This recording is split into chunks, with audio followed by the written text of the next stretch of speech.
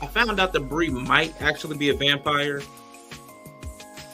When I was preparing for this, I found an old photo. And if you didn't see it, hello, darkness, my old friend. I've come to talk with you again. It's been a long one, and I need someone so high. Wash away the toxicity. With no passion, and the candles moving, and the candles moving, and it's time for you to join the current. Here we go again. Critically drinking, stay thirsty, my friend. Burning love and hoping never. If it does, hustle and grind culture is another version of it. I can sleep when I'm dead. You'll be dead. It's showtime. Come in and have a drink with the whole crew. Come on and join the panel or draw from the chat. Do it how you wanna do. The misfit birds keep the whole chat lit. Ooh, and soon you'll be a part of it too. So come back again, my friend, or we'll come find you. Here we go again. What's up? Critically drinking, stay thirsty, my friend. Burning love and hoping never. If it does, oh, we'll be back again.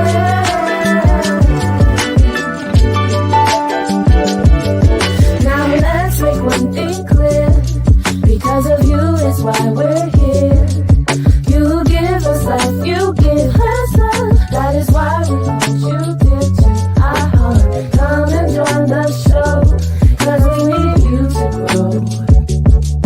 So pull up a chair and share with us all of the things you know. Here we go again. Critically drinking, stay thirsty, my friend.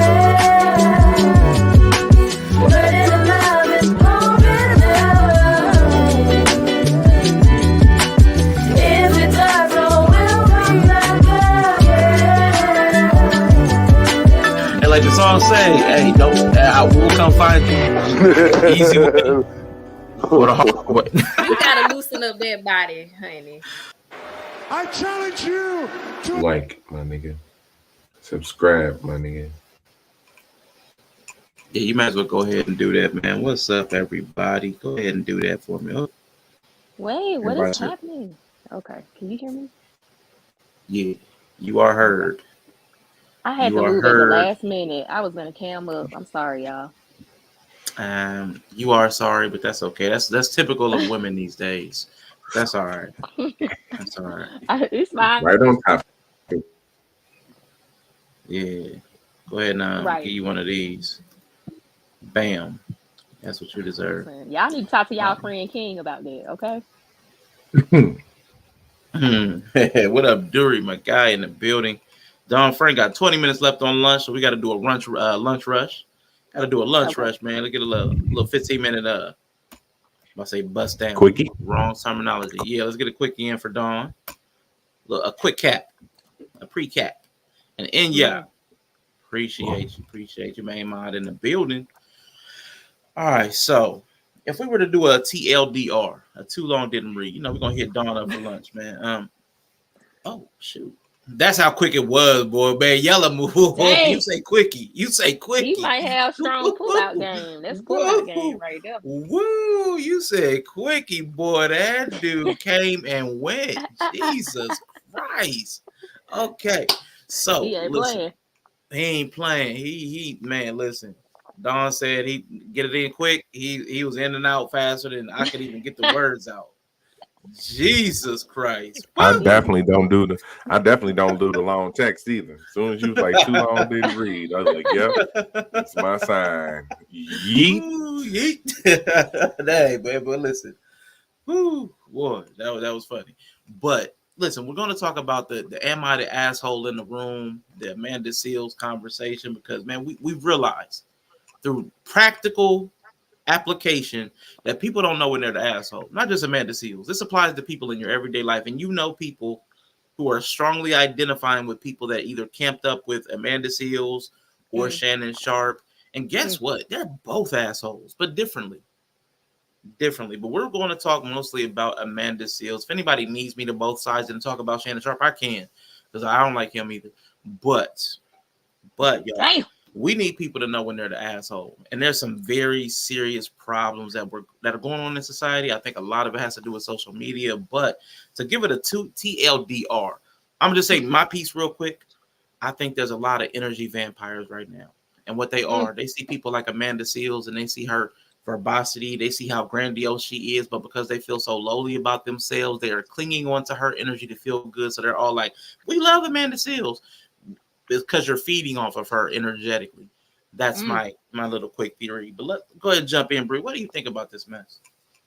Yeah, I don't like this new phase of society we're in where everybody wants to be so individual and so avant-garde that everybody's just becoming assholes and narcs. Yeah. It's like a sense of grandiosity, not backed by anything, and then wanting everybody to accept you. And anytime you're called out on your asshole behavior, you have a reason why you're still right. Yeah. Yeah. And it goes back. That's my sum up. I think it goes back to why everybody keeps talking about accountability, because nobody can check anybody now. There's no community. There's no family. So it's like, if you're wrong and I tell you you're wrong, you can just turn around, flip me the bird and walk away. And that's the end of it. And you get to keep being an asshole. But you're an abuser. Yeah. Okay. And that's it. There's nothing I can do. Like, okay. What about you, man? What you think about this whole thing on the TLDR? Too long didn't read. Amanda Seals and everybody like her is stupid, arrogant, self-absorbed assholes. There you go. Yeah. Okay. Just had to hit down with it. You know, too long didn't watch. You know, I had to get the little lunch rush in, man, because we think there's a lot of mess. We're gonna get more into it. We're gonna bring up some examples, some anecdotes. I've got a few clips that we're gonna talk about. So if you come back and rewatch it, no, we're gonna get further into it. But of course, how we feel. We think this is indicative of a larger systemic societal problem. We ran into it on another panel. Where I was asked about my feelings, and my feelings turned into a 8-hour. I mean, let me not do the gin. It turned into a 4-hour. It's 4 of the 8-hour stream turned into an anti-men have an experience or men have a feeling. It was crazy, because men are not allowed to have a feeling. Men are not allowed to have an experience. Men are not allowed to suffer. And that was made apparent by the women and the same gender loving people who just were not here for it. And I have to atone. I have to sit in a posture of compassion, empathy, contrition, and confession for the evils that men have wrought upon women across time immemorial. That's how I have to posture myself, no you matter have to be what's ready going for on the in my life. Humiliation ritual that comes with your repentance. Yes. That's what I was. That's what I heard myself while present on the panel. But I thought that was interesting. Yeah, it's getting crazy out here. But I do think a lot of people don't know that they're the asshole because they just do not care enough about other people. And I thought of an example about what I meant by the energy vampires. I did this stream a while back about the narcissist. Here's the thing. Okay, Rogue, I appreciate you. I appreciate you popping in every now and then. But here's the thing. The people I went on panel are the people who are normally here and normally having conversation. I got tired of having randoms pop up because randoms don't have any investment in the channel or the content and don't have any regard and respect. So forget. I'm not pointing this directly at you, but I'm just saying people that'll come in, they'll breeze in, they'll breeze out, and they want to hop up on a panel. I don't feel safe with people that just pop up out of nowhere. But I respect you coming in. But people that are able to converse in the chat, I mean, I get a feeling for their temperament and their disposition, and then we can have typically respectful exchanges and conversations. Please drop your thoughts in the chat though, because I would like to know your take on it. Yeah, because I mean, every time like Rogue, I'll address you, and this is not a call out. every time you've been here, you never engage in the chat. Maybe you watch the entire stream, and I appreciate that. And you wouldn't know this, but I talk about lurkers quite a bit. I can't stand a lurker. That might be a me problem. I'm willing to admit that I might be the asshole, but I like participation. I like participation and people that I can go back and forth with. And then when I can go back and forth with you, and I know that you're one of those people that are safe to go back and forth with, you don't turn into an Amanda Seals, you're not a victim, then man, I love people to panel up that I know don't trip when somebody challenges their thoughts. What's up, IG? What's going on? Yeah, you don't have to be louder. Just being present. Being present is important because being present means that I know that you've heard some of the triggering stuff I say. Loyal lurker. If you can hear some of it, because I don't have a lot of sacred cows. I don't have sacred cows around race, religion, gender. I really don't. What I found is I've had fallouts with people that do have sacred cows, and I know that you don't have a sacred cow because I know you've been here for hours and you've heard me say all the inflammatory stuff. You've heard me call people this, that, and the other, and you're like, okay, I can still be here, and that makes me feel safe that I can bring you up. Because again, I'll bring people up, and then they'll hear me say something all of a sudden. They're like, what? What's this? Yeah. Yeah. No, again, drop people your that thoughts so we can get a feel of how you argue and your points. Yeah, and see, like Dawn, like I be lurking sometimes, but not here. Dawn be lurking, but she'll also participate. You know, loyal, Touch of Noir, she be lurking, but she'll also participate. I know sometimes everybody can't talk all the time, so that's not what I'm saying. But yeah, I never, that's what draws me. Appreciate that. So yeah, just let us know like that you're here sometime and chat, and that you're not, because I really just don't. I want to. What I call a safe space is not something that's free from challenge, and we're going to talk about that too.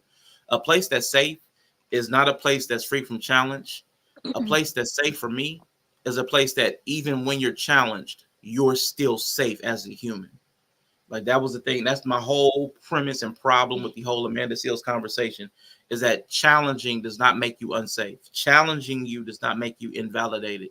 Challenging you does not make you less of a human. Challenging you does not make you mean somebody thinks you're stupid.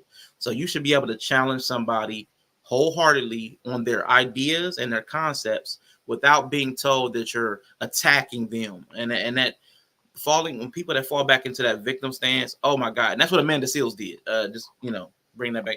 And I appreciate you, man. And I know you were here when we were having some conversation before, because I remember you and another couple of guys came in, and one guy came up on the panel, and I can't remember if it was you, unless you're the guy that was outside with the Christmas lights. If that wasn't you, I appreciate it. Yeah, well, we'll get you in. So what I'll do, man, pretty soon, man, I'll try to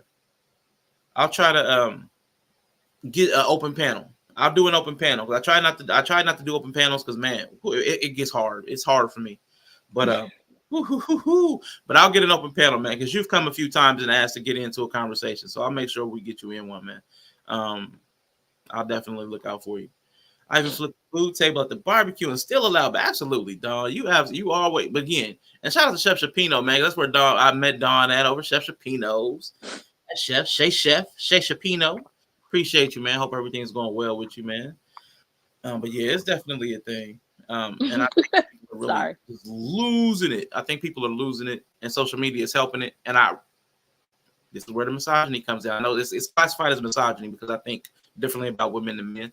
I think social media is influencing women more so than men to the degree that it is, because some of this stuff is completely unacceptable. And we got a bear in the building. So Bree. Oh, more bears. Oh, there's a lot of bears. I love that show. We Bears with the 3 different bears. I love that show. Yeah. So there you go. So appreciate all y'all for being here. So let me say this. Because I've already, hey man, we got up to 301 and I already lost one. Just that fast. It was so fast. It was so quick. Just got above 300 and I'm probably about to dip right back below 300. It was crazy. It was crazy. Yeah. So I know I'd be offending people. Sometimes just with the titles. I know that social castration bothers somebody. But anyway, where would y'all like to start? Because I don't have a particular starting point that I wanted, but does anybody have where they would like to jump in at? Her reaction, the Club of Shay, our interaction on the panel the other day. Where would y'all like to start? I'll start off just with some honesty. Like, it's very triggering to hear lately. Like how people work themselves into a tizzy. Speaking of autism, But people work Yeah. themselves into a tizzy, and you can literally see people as they reflect on interactions and they're further away from the reality and the actual interaction, that in their mind they start to paint it with this color of violence and abuse and these very Yes. strong physical, what we used to understand to mean a certain thing, words are now being painted over just verbal interactions or not even in person interactions.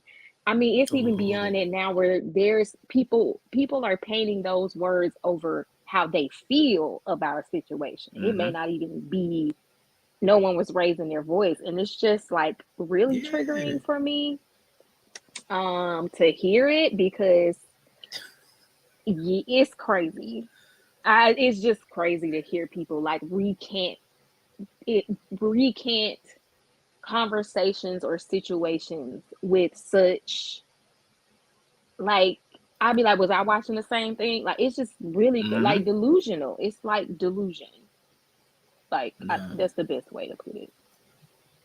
And based on the panel that me and you participated in the other day, you saying triggering is triggering to me. Right. I'm everybody triggered. Like Oh, did it change? Let me see I'm if it's triggered, changed. and I'm triggered Yeah. especially because y'all know what my friend is currently dealing with Yeah. and what Yeah. I've been dealing with in my personal life, and it's triggering Mm-hmm. to know that even what people say they want is not that they don't even know. Speaking of the bears, like because of this preconceived notion that people are entering interactions with into, despite the reality of what they themselves have actually experienced, Mm-hmm.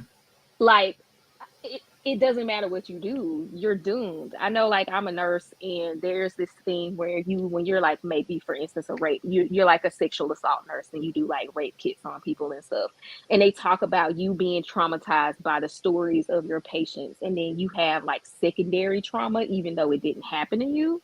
Like I Mm-hmm. just feel like people are getting way too worked up, and you have people who maybe have never been harmed in their life saying that they'd rather be in the woods with an actual fucking grizzly bear than just a whole like I don't know the exact percentages of how many men versus women, but let's just say half of the Right. human species.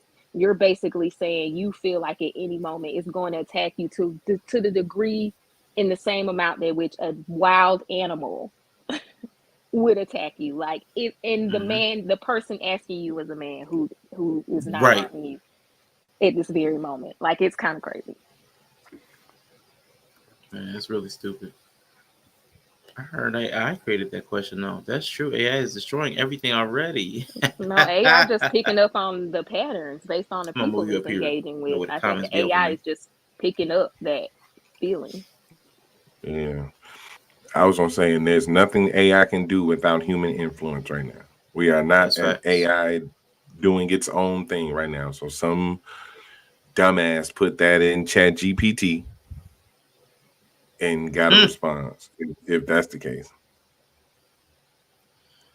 I'm gonna play this real quick.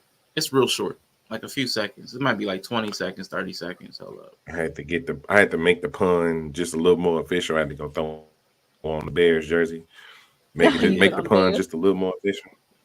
You're right. Oh yeah. There's this right here. Said Amanda was on your ass in that interview. Did y'all see the interview with Amanda Seals? I missed heard- it. I missed it. you heard I keep seeing all the the tweets, clips? and all the tweets are the same. I can't believe I agree with Amanda Seals. So does everyone not like Amanda Seals or something? I don't know the backstory, but for some reason, whatever she said, it must have been good because everybody agrees with her. Whatever it may be. Yeah, she was. A whole bunch of people are agreeing with her. Like everybody, everything he sees, and what I've noticed though, everything is falling in two camps. Like there's like this is one of those things where it's like another no in between. Either you can't stand or don't like Amanda Seals, or it's like I don't know why nobody likes her. I don't understand it. Y'all just don't like a woman speaking her truth. Y'all don't like a strong, intelligent woman. Y'all didn't do this for the men. So there's a lot of that, and it trips me out to how consistent the theme is. It's tripping me out how consistent the theme is. So I actually want to ask y'all, because I don't like her personality. I don't know that there's anything wrong with her, like as a human being, but as a personality, I don't like her personality. I don't like the way she operates. Like that might work for somebody. Like that probably could work in a relationship with somebody. It don't seem That to could be probably work working in a. with nobody It right doesn't seem to now. be I working with mean, her. I'm just saying it can't. Anything I've seen a lot of stuff work that shouldn't work. There's a lot of dysfunction that codependence its way to years of relationship. There's a lot of unhealthy people. Like I've seen drunks that are getting drunk every morning before they go to work, and they had their job for 20 years. Like I've seen they're crackheads probably that can likable. maintain the job. They might be. All I'm saying is there might be a space. There might be a space for that face, and I want to give room for me being wrong. Like I want to Oh, give and there's room. Like not a space for that face. Her boyfriend broke up with her. Every collaboration Yeah, I was she finna has say, yeah, goes to that's the shit. problem. There's a Rashawn's track the record of problem. nobody fucks with you. So you supposed to be saving the black community. Even black publications don't fuck with you. Like, so who is this party that just really fuck with Amanda Seales that actually has been around her for any extended amount of time? Because Those people around her don't fuck with her. People who relate to her are the ones who feel like they see themselves in her. and this You is know what I'm saying? self-reported. We not even making this up. She telling us yeah, everybody who don't fuck with her. So Right. But then, like, and I say it jokingly, but Rashawn is the problem. Like that idea that she said that you just, I mean, the idea that you just said about she's her personality is one thing, but as a person, you can't separate the two. One is one and the same. Your personality and who you are as a person is the same thing, or it wouldn't be your personality. You know what I'm saying? So that who she is who she is, and it's not working for her or the people like her. That's why they latch on to people like her, because they're looking for any type of how can I put it? Any type of enabling or any type of confirmation. confirmation. Yeah, that's a good one. Like confirmation that, oh well, if this person says she feels this type of way, I don't even see the like results that make people even latch on to her. Like, you know what I'm saying? yeah. She's not even producing any results that make people latch on. She's just a martyr in her own eyes. And for those martyrs who feel like they out here getting martyrized, Not martyrized. She been you know what martyred. I'm saying? There's been a She been martyr. martyred. There's been a martyr. She been martylated, martyrized. Creole You lady know what I'm saying? martyrized. Right. They see themselves in her, which typically is, another sign of delusion. Because who you picture yourself as, who you view yourself as, shows a lot. Yeah. Shout out to Rico. Now here's what I'm saying though. I here's where my philosophy, sociology stuff kicks in. Like I can't divorce myself from that and just be pissed, which I want to just be pissed, but I can't. I know that she doesn't fit into society. You know, they talked about the whole autism and masking thing. I don't really believe her autism the way everybody else believes it. Some either people are accepting it or they're denying it. What I say with the autism is it doesn't matter. It can't matter because almost everybody's on the spectrum somewhere. At this point, there are more people than not who identify with some type of neurodivergence, just by the rate of the birth rate and how that neurodivergence has been, the rate at which people have becoming diagnosed neurodivergence by the numbers. You know, it'd be like 1 in a million, then 1 in 100,000. Now it's like 1 in 1,000. Eventually, at some point, we're going to be more neurodivergent. That the neural atypical is going to be the typical. You know what I'm saying? Like the minorities are going to become the majority soon. So it can't matter. If that's who society is, she now has to navigate other neural atypical people. If she's autistic, she's going to be in a world with other people that are like her, that are also unable to read social cues. And like the blind leading the blind, the man with one eye is king. If she's blind and she's up here with all these other blind people, we all can't be held to a standard of accommodating her. She has to accommodate herself to the world because the world is full of other people like her. So her autism, that can't matter. The world is the world, and the world is full of people like her. were similar, like not autistic. They're on some version of neurodivergence. So it doesn't matter which flavor of neuro spicy, as we heard the other day, doesn't matter which flavor it is. A lot of us have some sort of difference, whether it's a mental health issue, an emotional health issue, uh, just a personality disorder, personality and mood disorders. Between all of these things that have us driving and running differently, there's no way that any of us who also have these other divergences should be expected to accommodate another outgroup, which is a different outgroup. All of us are having some sort of a difference. I hear you. The only problem is that she's not in that group. She's admitted that she's not in that group. She said that she's not been medically diagnosed. And at this point, if it is that serious, then we kind of start to need to lean towards more medical diagnosis than self-diagnosis. Because it's real easy to kind of be like, well, everybody's dealing with mental health or everybody's dealing with being neurodivergent. No, there's a big difference, bro. You know what I'm saying? Like being on the autism spectrum and having depression because your life ain't how you want it is two different things. You know what I'm saying? A lot of people are just generally unhappy because things be going on with their life, and that can affect your mental health. We can't Absolutely. bundle that.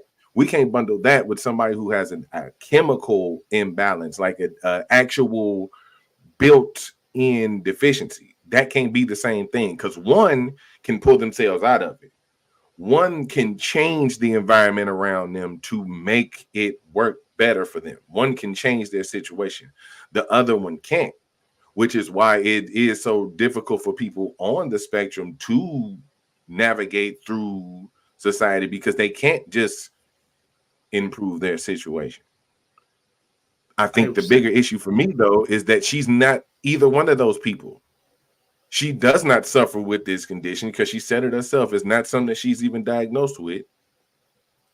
And she's not the person whose life is crumbling and falling apart and she's just dealing with it. She is the creator of her own issue. She is she's the generator of her own problem. She's the genesis of where it starts. And if we're gonna just start throwing her behavior off on being neurodivergent, that's gonna be a slippery slope. I hear you. And I counter with this. I absolutely will bundle these people together that are dissimilar. And you can call me Flo from Progressive, and I don't even care. I'm going to bundle them because most people cannot change their circumstances. These people that are depressed, that are in a circumstance that has driven their life to a point where they're like chronically and clinically depressed, that does change their chemical state. You can say they can change their circumstances, but then why are all these people on antidepressants, including Amanda Seals? If we could just change our circumstances, we would just change our circumstances. But we have a system and a way of life that is preventative of you changing your circumstances to a satisfactory manner, which is why everybody's chasing something. Everybody's chasing something and nobody's catching things. And the people that we see are catching things are typically frauds and scammers that are milking other people to get them to where they actually want to be. Like the Kevin Samuels is the Fresh and Fits. Not rich until people make them rich by they were claiming themselves to be rich. I claim rich enough until people give me enough money to make me rich. People aren't really actually attaining the circumstances until they exploit other people. Most of us are in some state of unhappiness, dis-ease, or misery, whether it's medically diagnosed or not. So for me, I'm going to lump them all together because we're all sharing the same piss pool. We're all standing at the same bus stop. We're all, wherever you want to call it, we're all in the same dating pool, piss pool, cesspool, work pool, car pool. We're together and we're swimming together. And like I found out the other night, just me saying that a lot of us are in the same boat pisses people off. It triggers people to the point where they can't hear a conversation. The neurodivergent, like Amanda keeps talking about, I'm neurodivergent. Okay, cool. But you're standing here and interacting with people who you think are not.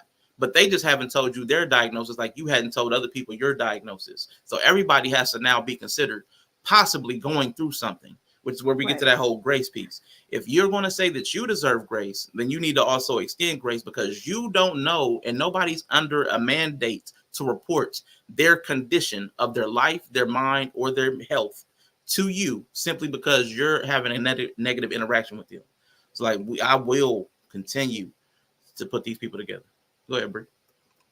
I was gonna say my main issue with the way Amanda Seals is handling it, and a lot of people on TikTok in the self-diagnosis era. I think self-diagnosis is usually the beginning of a journey of self-discovery.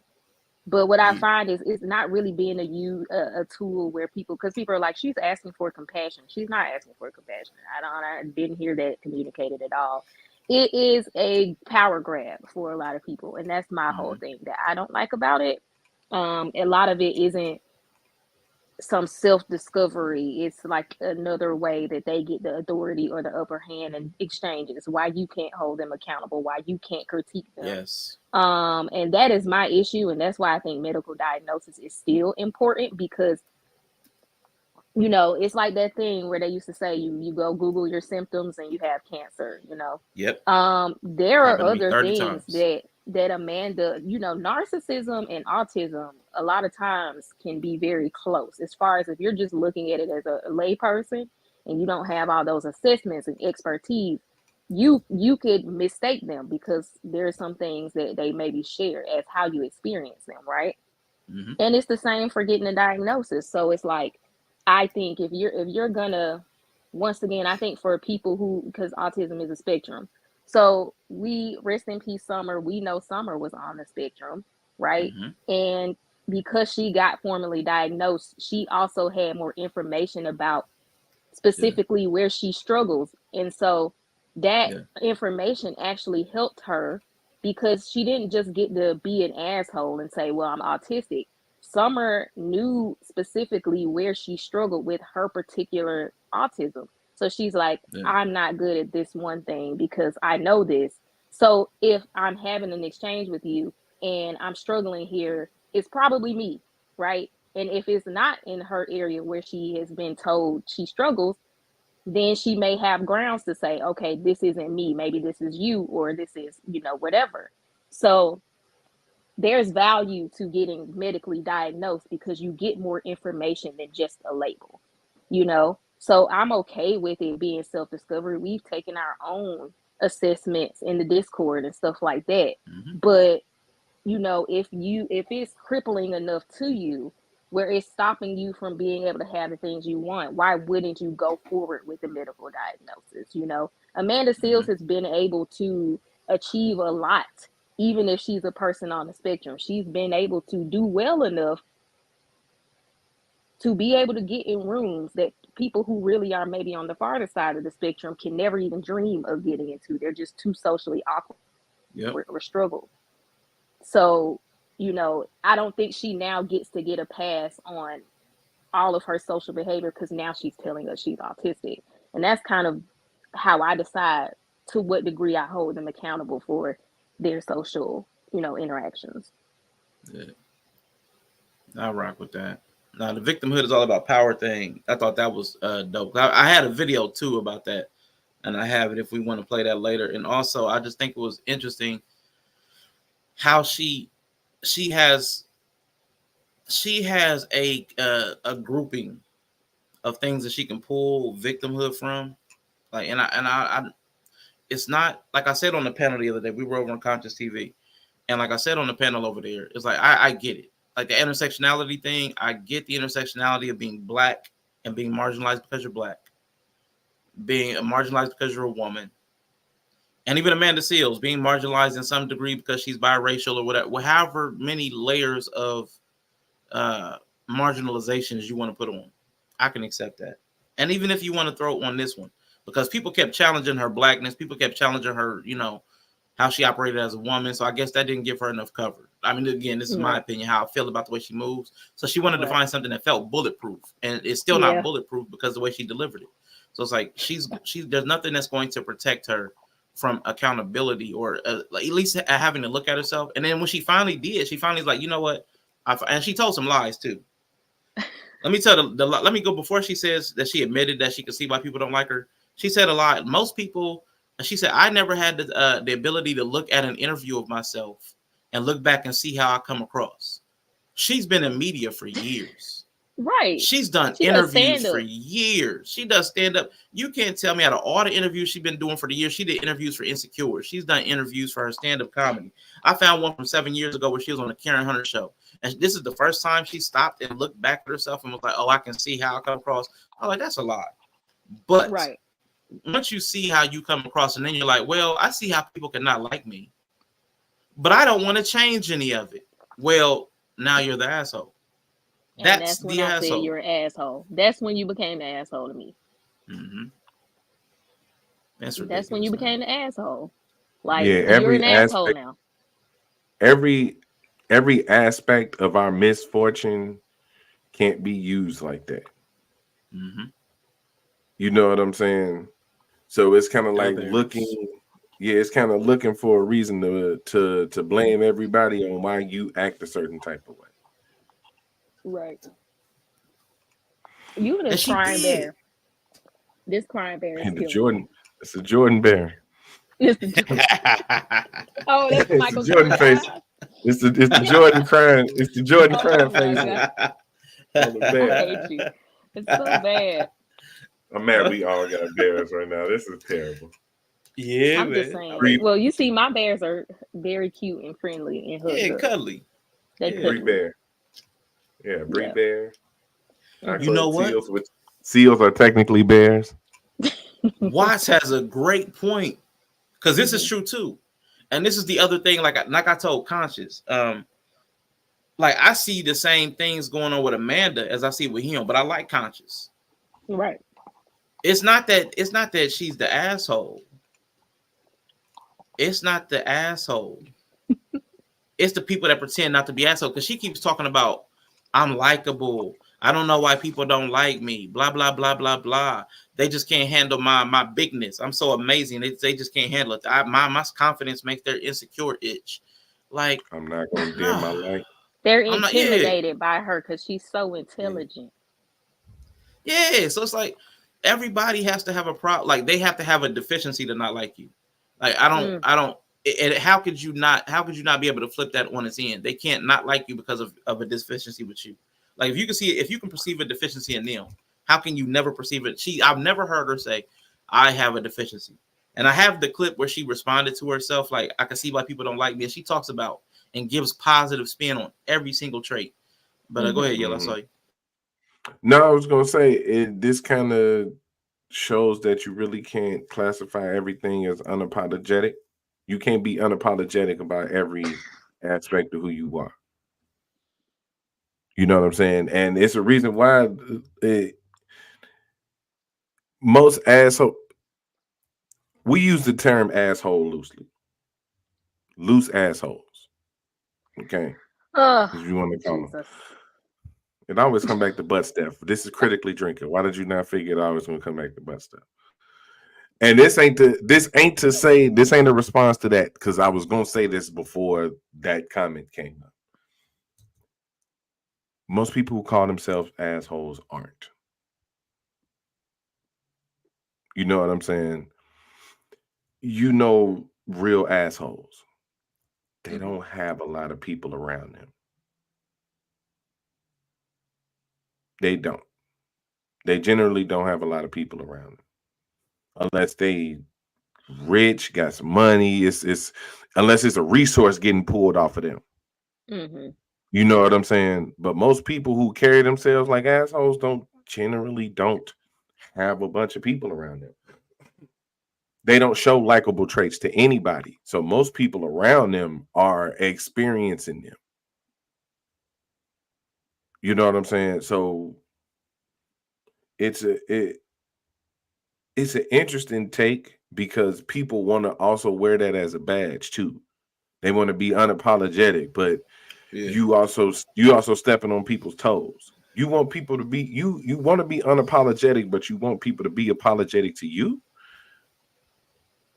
Like people gotta undo hundreds of years of oppression just to make you feel better about the 36 years that you probably fucked up. Your life was your fault, but everybody else has to undo the oppression that was caused by people that existed long before the folks that live now. Yeah, that was wild. Long before the folks that are around now. That's what good. That's pretty much what make a lot of people check out. Because what am I supposed to do about that? Like Like elaborate more. genuinely, Right. What the fuck am I supposed to do about that? What the fuck is anybody supposed to do about that? Man. That's what I tried to tell him over there too. Because I'm like, listen, if I can't just say I'm hurting, if I can't just do that right before I listen to everything that you're about to tell me from 1923, like from 1806, from the 1619, from the first slave ship with the first black woman. If you want me to listen to that entire history to empathize with you, I at least got to be able to say like, oh man, woo, I had a rough day. All right, okay, let's go. If I can't do that, I'm checking out. Like you said, I'm checking out, boy, checking all the way out. And And I don't know what to do at that point. I think it's in essence what the deduction would be is that they enjoy seeing you suffer because they feel like you deserve it, and that's why it doesn't matter. That's why the I, response to you feeling not great would be, well, in essence, it was you deserve it, and here's why. Yeah, And that is the mm-hmm. truth of that line of logic of, well, how did we go from here to this? It's the same conversation, but in essence, yeah. it's saying that you deserve this suffering without saying it. It's not a feature, Which it's is a an bug. aspect of Or not a malignant bug, it's a narcissism. feature. Which is an aspect of malignant narcissism, by the way. They like seeing men suffer. Okay, now listen. I do want to couch that because we did talk about this yesterday. So y'all get a quick peek at this. I'm just throw this up real quick. Y'all can pause it if y'all want to. But we're not talking about all women. I kind of identified the women that we're talking about. And it's these mad motherfuckers. These mad mofos. It's these mofos. We ain't talking about all women. It's these women. But them, I've identified them. I figured out who they are, how they operate, and I know what to look for. I know what to look for. I don't like seeing men suffer. Great. That's good to hear. That is fantastic. Because when one person suffers, man, everybody's going to suffer. I don't. That's what I really don't understand.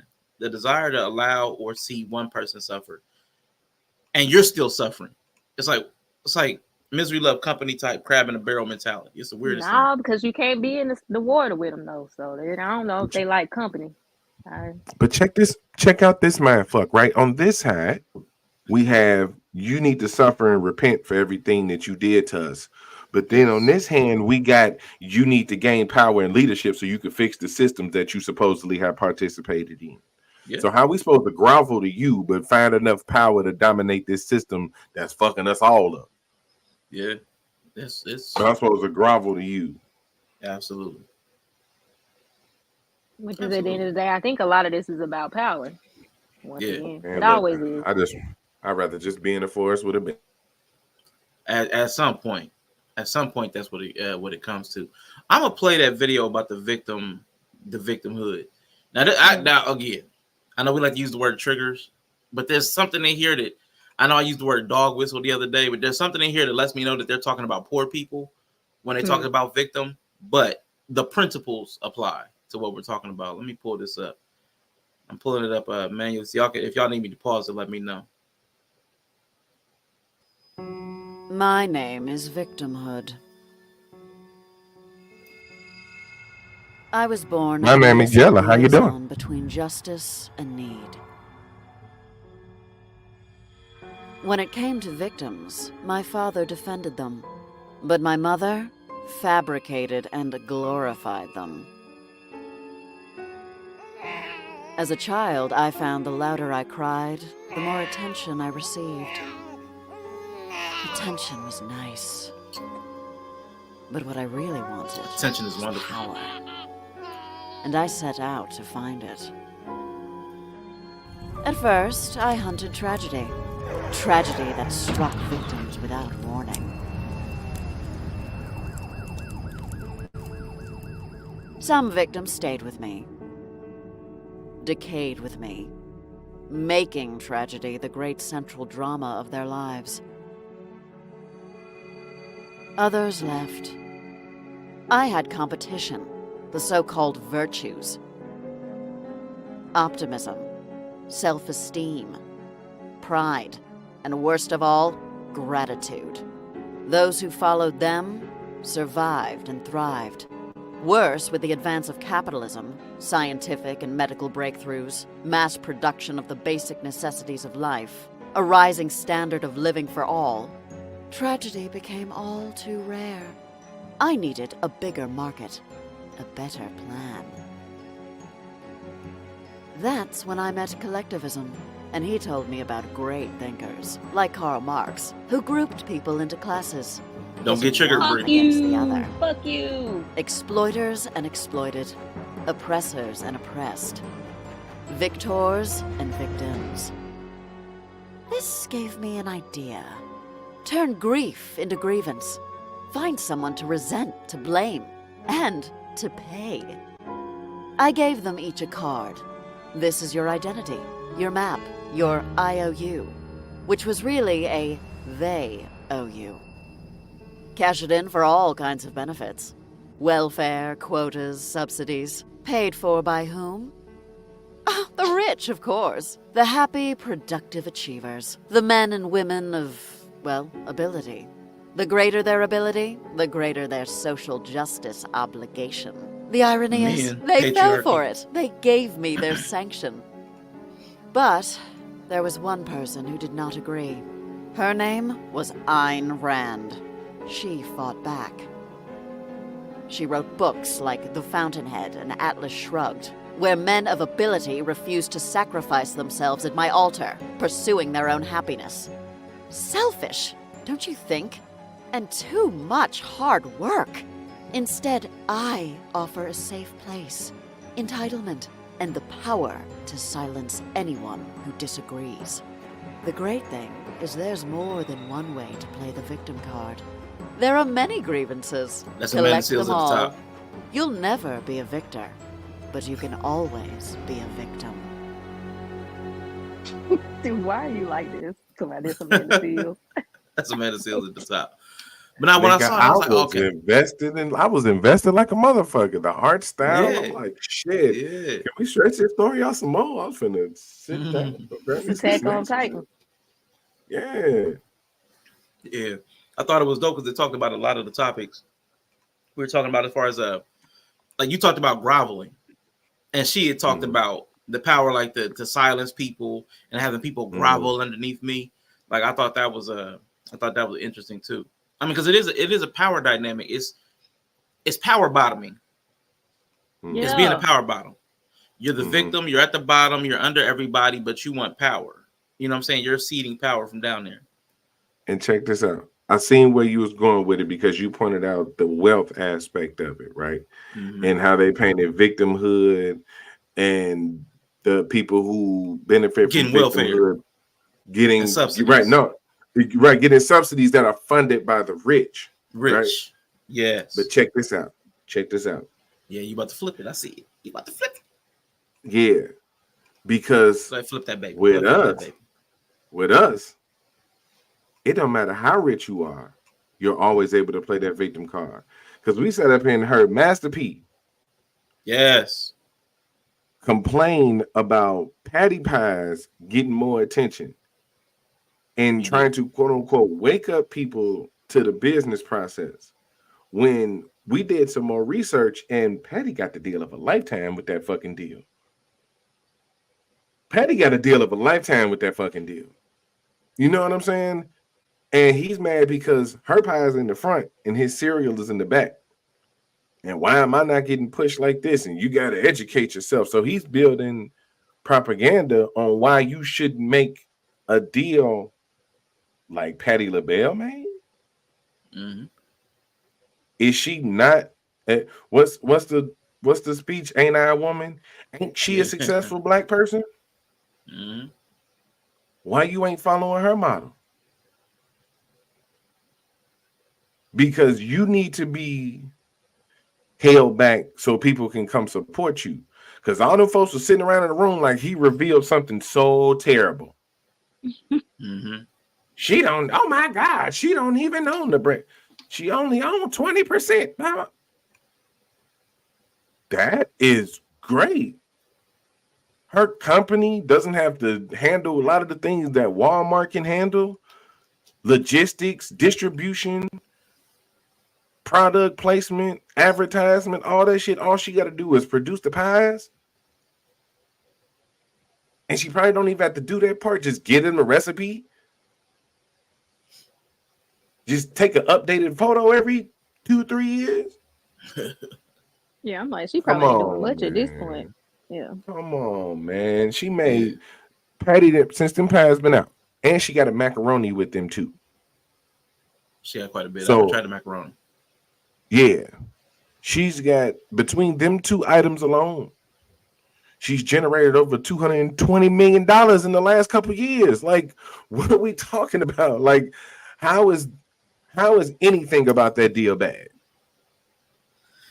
Yeah, all his facts were bad because she actually doesn't own 20% of the company. It's her and her son's company 100%.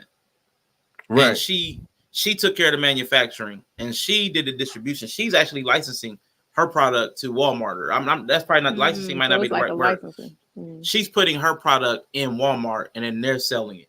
But she's handling getting it there and the manufacturing. She contracted a bakery when I looked into it. So I'm like, she's getting the bulk of the money. Right. So in reality, the deal she got going on is way better. Yeah.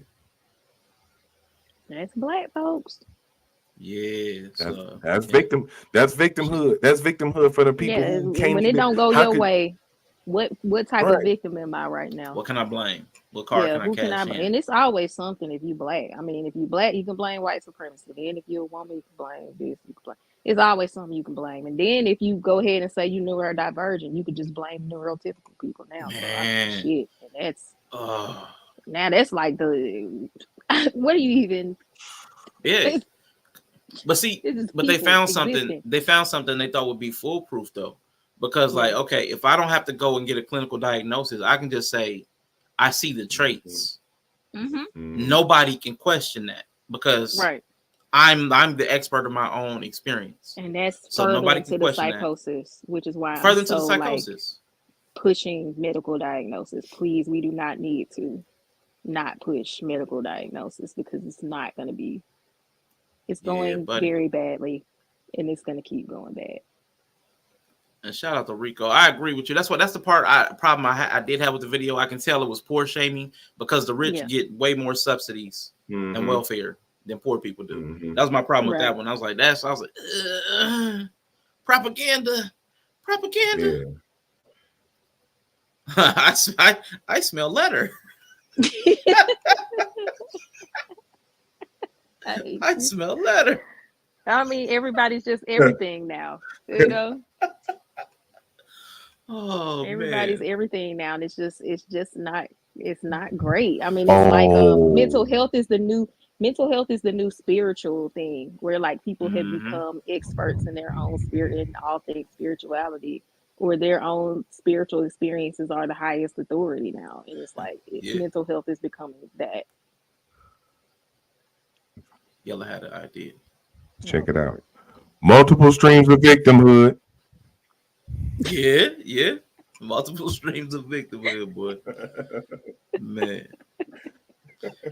My issue, and like what I was saying earlier, man, I really think like we watered it down though. Like, cause there's so many. If everybody can claim neurodivergence, which I took 5 different little tests online. All of them came back something wrong with you. But you're not on the spectrum. Every single one of them. I was so close to that line. But it reminded me of something, y'all. Everyone can be super. And when everyone's super, no one will be.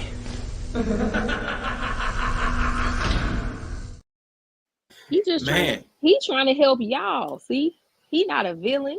He just wants everybody to be equal. Yeah, absolutely. That S on his chest was for Spectrum. What was his name?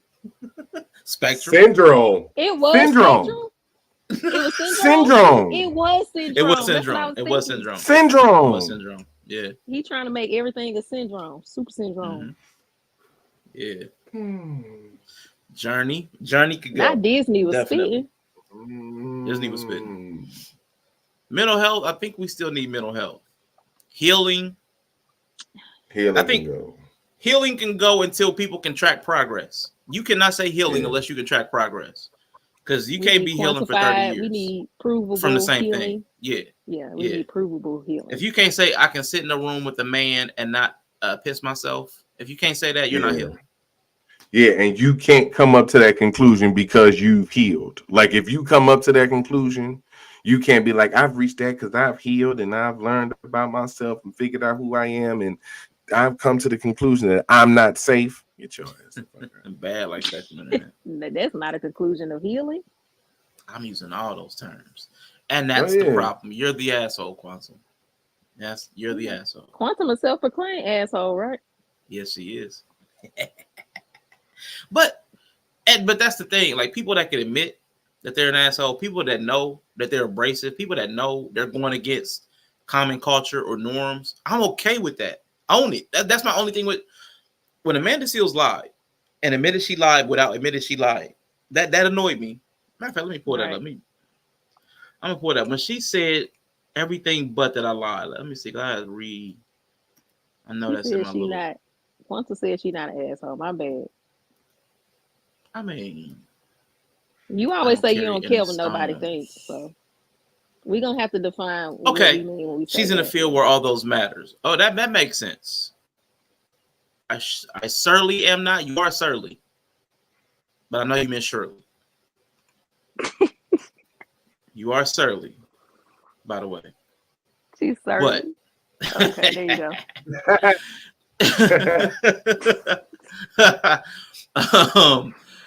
Was she? This was her quote. What Shannon Sharp said. But have you been clinically diagnosed? Her answer, her response, her next word out of her mouth was yes, yes. But have you been clinically diagnosed? Yes. There is a clinical diagnosis for autism, which could be construed as she was saying yes to Shannon's question and saying there actually is a clinical diagnosis for autism that exists. So yes, Which I is did shade. it. Which is shade? What do you mean? That's shade. This is like the subtleties of conversation that people don't when you look back and you say, why would somebody, that's shade. Like what is shade? What are you identifying as shade? You didn't answer my question, and then you told me that there is a clinical diagnosis for autism, which would imply that I don't know that there's a clinical diagnosis for autism. When I just asked you if you have you been clinically diagnosed? So you're calling me stupid. Okay, got you. He then hung his head and exhaled in frustration because I did not answer his question, which she did answer his question, but with a lie. She answered the question with a lie. She lied. She answered the question. Yeah, she said yes. She said yes. She said yes. So she answered his question, but she lied. Yeah, you lied. But he knew she was lying. That's the thing. He knew she was lying. Yeah. Right. That is called deflection. Why? Why, you might ask? Called a lie. Because I was not going to be pressured by this man, this patriarchal figure of toxicity who was interrogating me, badgering me with absolutely zero love, empathy, or compassion for the plight of the Black woman in the United States of America, this criminal enterprise that enslaved my ancestors for over 400 years to push me into proving something, because I don't need to prove anything. I got my master's in African American arts and sciences in the Academy of rap music at Columbia University. Excuse me. By his line of questioning, he had already committed to undermining.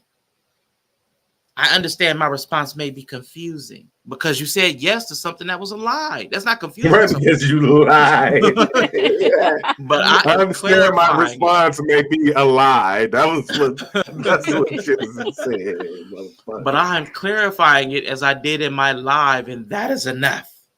That is enough. Now, if she had just said, you know what, I lied. I didn't like the way he was talking to me, and I told a lie. And so what? I'm like, okay, cool. You're a liar, and you're admitting you're a liar. And so what? I can't do anything about it. But then she was like, it's not my diagnosis. It's not anybody's business. It's not yours to talk. It's not yours to talk about. You talked about it publicly on social media. That's what gets me.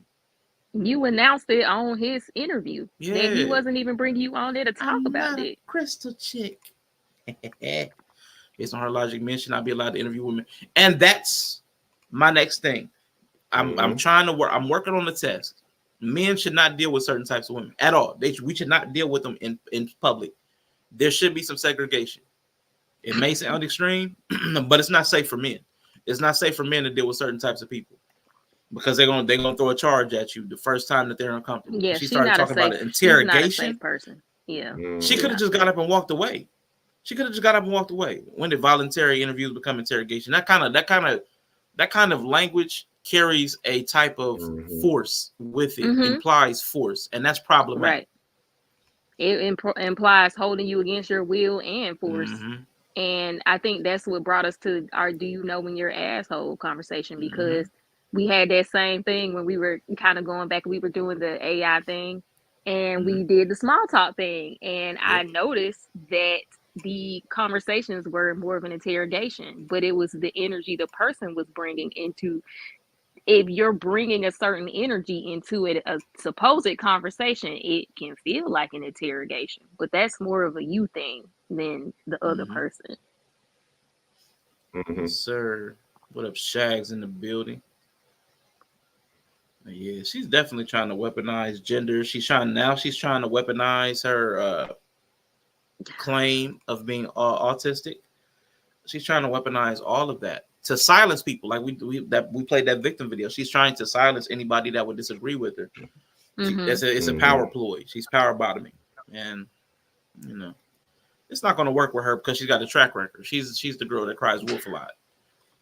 She can't keep being pro-black and keep like the moment again. I clipped it, but I went ahead and deleted it because it wasn't that important. Shannon Sharp, the next day when he asked the guys, he asked Gil and Ocho Cinco about did y'all see the interview? What did you think about it? He has good stuff to say about her. She's talented. She's this, she's that. She's educated, intelligent, well read. Yeah. Nothing but praise for her. Nothing but praise for her. What does she do the next day? Unsafe, all that other stuff. I was interrogated. She did 2 lives about it, all like using that hyperbolic language about how aggressive and how he was coming at her, and there was it was crazy. And I swear I saw somewhere where she said something about he might have been out of his depth in certain topics or something like that. I was like, Jesus Christ. So that's an alluding to his intelligence. Blaze building, just Blaze. Appreciate you, man. And to Shag's question about we're talking about a little bit about am I the asshole? So we're talking about people that don't know when they're the asshole, when they're the problem, because they just don't have the self-awareness. They're not asking the right questions. They don't even ask that question. Am I the asshole? Am I the problem? Won't even look at it.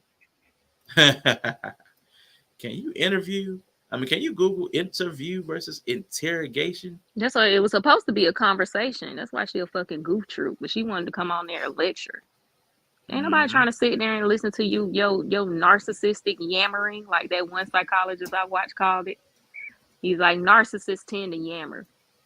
Like that's what. And then somebody was like, oh, she did a conversation. I think recently she did a live on her channel with a guy, and he didn't say anything the whole time. That's what she wanted. She just rambled, and he just sat there and nodded. And every once in a while, he would say something, of course, in agreement with her. But it was like almost 45 minutes, and he may have spoken like 3 times. Man, yeah, she definitely rambled.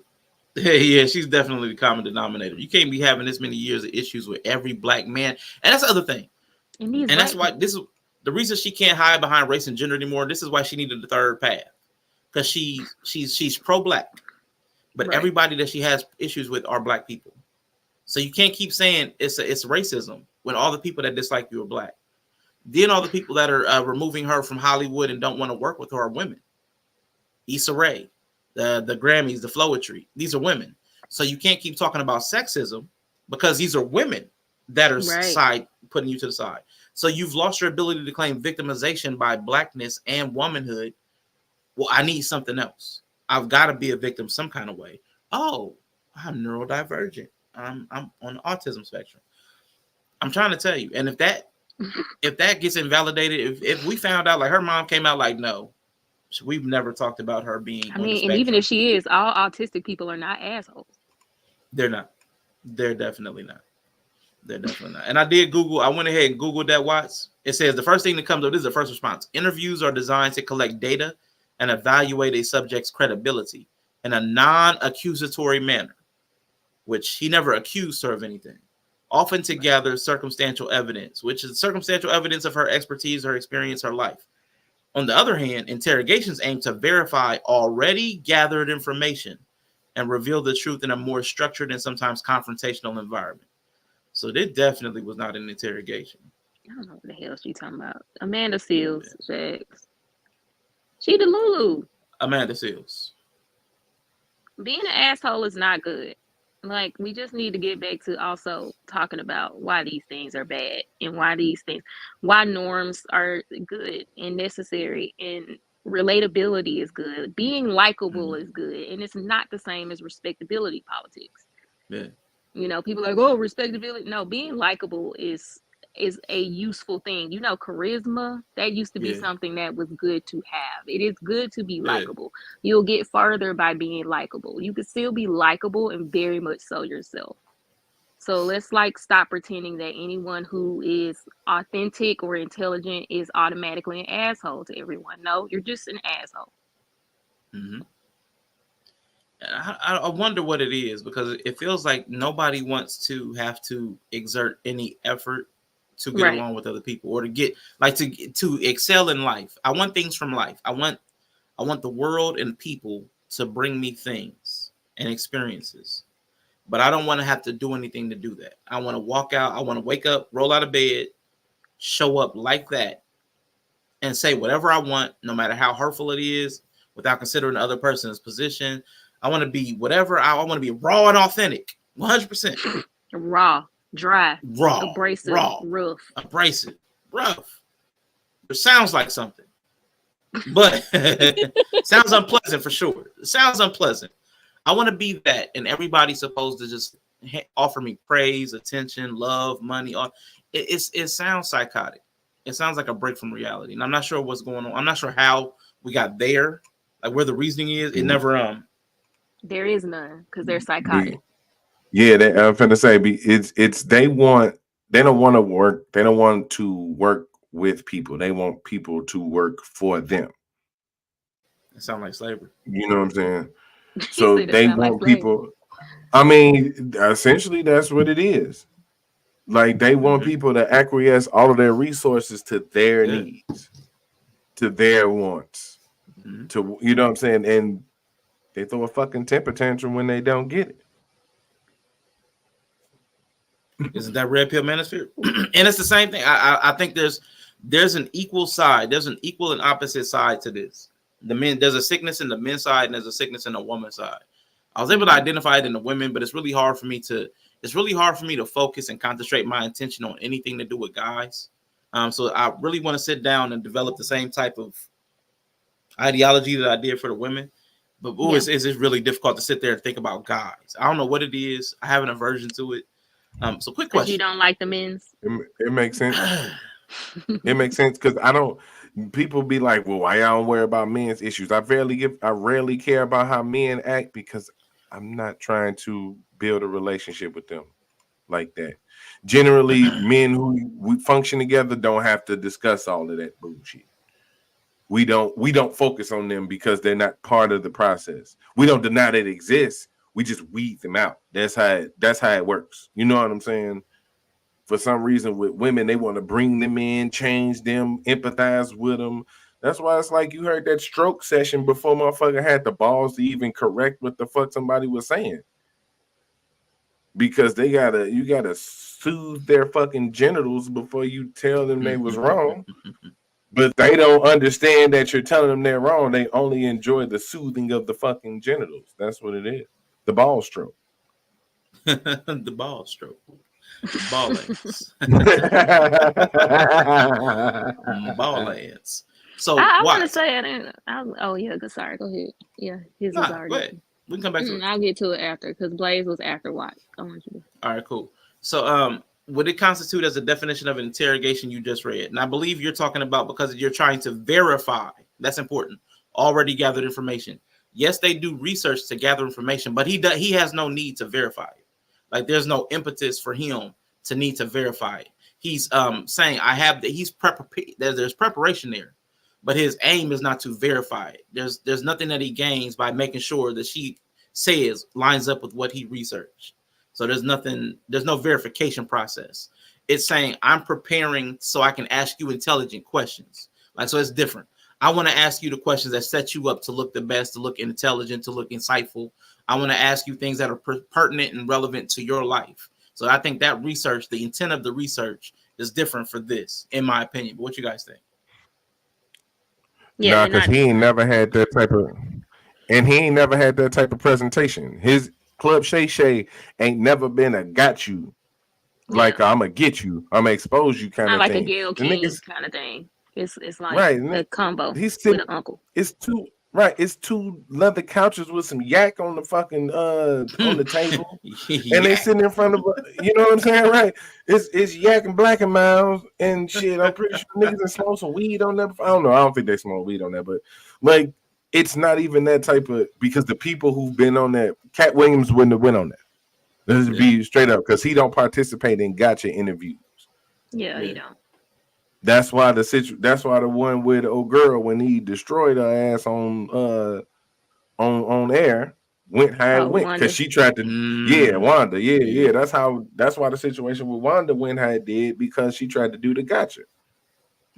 Now what makes him a good interview is because what Shannon does well, and this might be where he improvises at because I can understand the base questions like doing interviews and shit like that before. He comes up with good follow-up questions. Yeah. Yeah, it's his follow up. Great. Yeah. He come up with great follow-up questions. You know what I'm saying? Because he's listening. He's actually paying attention to what you're saying. Yeah. Yeah, and he does it with everybody. I even remember with Cat and some of them. He always would be like, "Why you didn't just do this? Well, why you had this? Maybe they wasn't trying to do that, Cat. Maybe they was just trying to do this." Like he always do that. Because I remember around the homelessness thing, he asked a lot of questions around the homelessness, and I remember thinking like Cat's being evasive. He quit answering directly, and even his posture changed. And I remember like when he was asking questions about the homelessness, like, "Were you an adult?" and da da da da da. And why didn't you try to work it out with your uncle, or what did you go back to Rizzo? Yeah. He asked a lot of questions, and everybody's like, "Nah, he don't do that with nobody else." And I was like, "Y'all didn't watch anything." They ain't watch his interview. They probably watched one or two, but I've started watching more. I watched this one with Glorilla. I've watched Cat. I watched Monique. I watched Cam. Didn't he just have Cam Newton on there? He had Cam. Yes, I watched that one. Like I've pretty much been watching most of them consistently since. I watched the Usher one. Like he always does it. Like he's super fair and balanced to the point to where he had, I think he had, I can't remember who went on first, but the whole situation between Country Wayne and Jess Hilarious, like they whole bum head thing. He had one of them on the show. They was talking crazy about. I think it was Jess. He had Jess on the show. She was talking crazy about him. He's well, shit. I bring Country Wayne on and let him speak his piece. So it's not even like a platform where he got a biased opinion towards anybody or about anything. You know what I'm saying? So he did that with a Cat. Who he brought on after Cat? It was it Sad? Somebody Cedric came on Entertainer? after. Cedric the Entertainer came on Cedric after was Cat. first. No, there was somebody. No, it was somebody else. else. Cedric and Steve, but somebody came back. Mike Epps. Mike Epps. No, he didn't have Mike Epps. They had a beef. No, him and Mike Epps had a beef. It wasn't Mike Epps. I think Cedric came back. I think he came back. One of the people that Cat came. I think Cedric came back. Yeah. I knew they were just tied in, but okay. Yeah. But he, you know, he like the old Southern uncle, you know. That's kind of his thing. And see, okay, and I hear you, Rico, and I want Bree to get to her point. The pro-black thing, like, we gotta question some of this pro-blackness. Like, what does pro-black mean? What does pro-black mean? How do we quantify that? Like, because pro-black to me at this point is like Amanda Seales' autism. It's something people say to give them some kind of cover. Like, how do we quantify what you're doing? Oh no.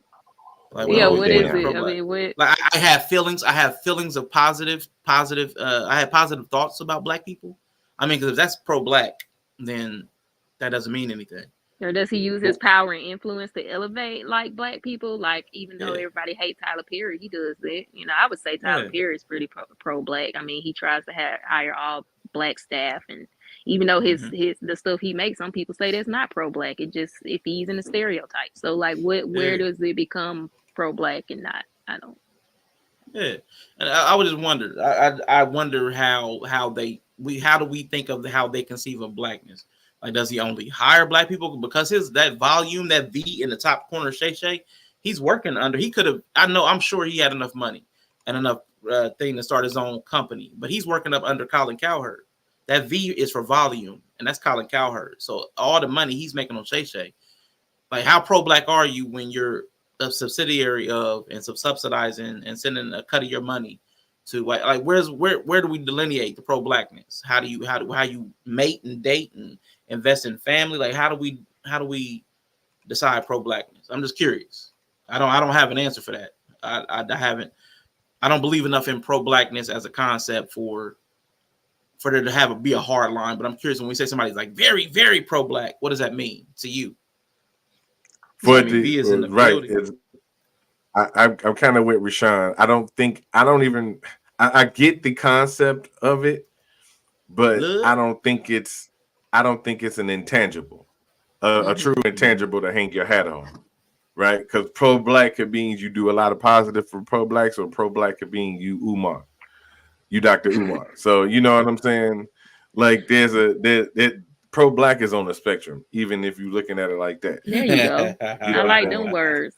We just putting everything on the fucking spectrum now. Let's go. Everything's on the spectrum. Dang, I I gotta write mean, everything down. because anytime you're using isms like that, shout out to the ism show. That's what's Anytime up. you're using isms, which I guess pro black wouldn't technically be an ism, but you can It's an carry it ism. as an ism. Yeah, It right, Yeah, right. So anytime it's the what do they call it? Something there's an actual ism. Afrocentrism, Pan Yeah. Afrocentrism. It's one of them. Yeah. Yeah. One of them. Yeah. right, so like Afrocentrism, Umarism. So basically, Umarism. it's There we go. anytime you dealing with that, it's definitely gonna be, because it's gonna be extremists on each side. It's the same thing with religion. There's people who do religion in a fair, balanced, unharmful way, and then there's people who run up in buildings and blow themselves up in the name of God. So you know what I'm saying? Or their God, or whoever's God, any, meeny, miny, mo. But you know, Ooh. waffles. Hey. Waffles. I wanted to comment on the comment that she's chaotic. I'm like, even chaotic Bam. can be a personality trait. I'm very chaotic. I'm a chaotic type. Yes. Still don't mean you got to be an asshole. True. Yeah. That's why I was like, I'm tired of a lot of these new age traits that we are giving to people as passes for just not being socially capable. Like, people Yeah. are socially inept for whatever reason, and being likable or having charisma is almost stigmatized now. Mm-hmm. I guess it's just not edgy enough to be normal, so it's stigmatized, and people have lost the skills of Mm-hmm. being a fucking member of a society, basically. Yeah. So to answer your question, Rico, I would say no, and I would give you this evidence. Like, she studied. Like, I'm a put like three pieces of evidence together. Like, she was raised by a non-African American mother, like a woman from, I can't remember the country. West Indian. West Indian. So the culture that she got was probably not FBA, whatever, that term, like a descendant of African American slaves, whatever. That's the first thing. So she struggled with her identity, being biracial. She struggled with blackness, but also believing in racism. So she went and studied African American studies at an Ivy League university, which I would probably say is not the place to learn about blackness in the United States. You can probably get a lot of factual stuff there, but as far as being steeped in the understanding, even though she said she studied with the greatest thought leaders, she didn't name any of them, so we don't know what the temperature is of those people. So that's two. The third thing is, she says she's pro-black and she doesn't do anything but attack black people. If everything she says is a negative about a black person, Issa Rae, Floetry, Myron Roll, Club Shay Shay, everybody she talks about is a black person that she's tearing down, talking about how they're incompetent or they're vile or they're a predator or they're this. Everybody she tears down is black. And at what point does that invalidate your pro-blackness? If everything everybody hears you say is anti-black, where's the pro-blackness? Just because you can say the exact time, the time, the day, and the Audubon ballroom when MLK was shot, just because you can cite those facts because you learned them at Columbia, does not negate the fact that every time you have an opportunity, instead of repairing a relationship with a black person, you disparage that relationship. I can't consider that pro-black ever. Cooking. Umar said great value, Fred Hampton. Yes. Normal as a gold. Yeah, she just get to say she pro-black. I mean, I don't. Yeah.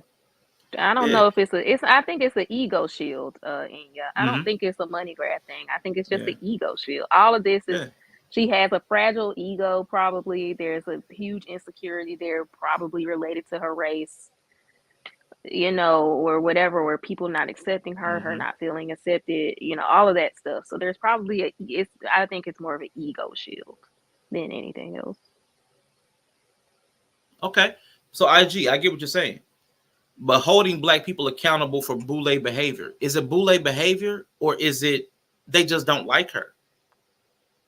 Is it possible that they just don't like her? Because we could be saying the same thing. If we could invert this, if she, as a person who's an actress and a person of status, is disparaging other black people from a light-skinned privileged position, she's the epitome and the vision, the icon of the boule.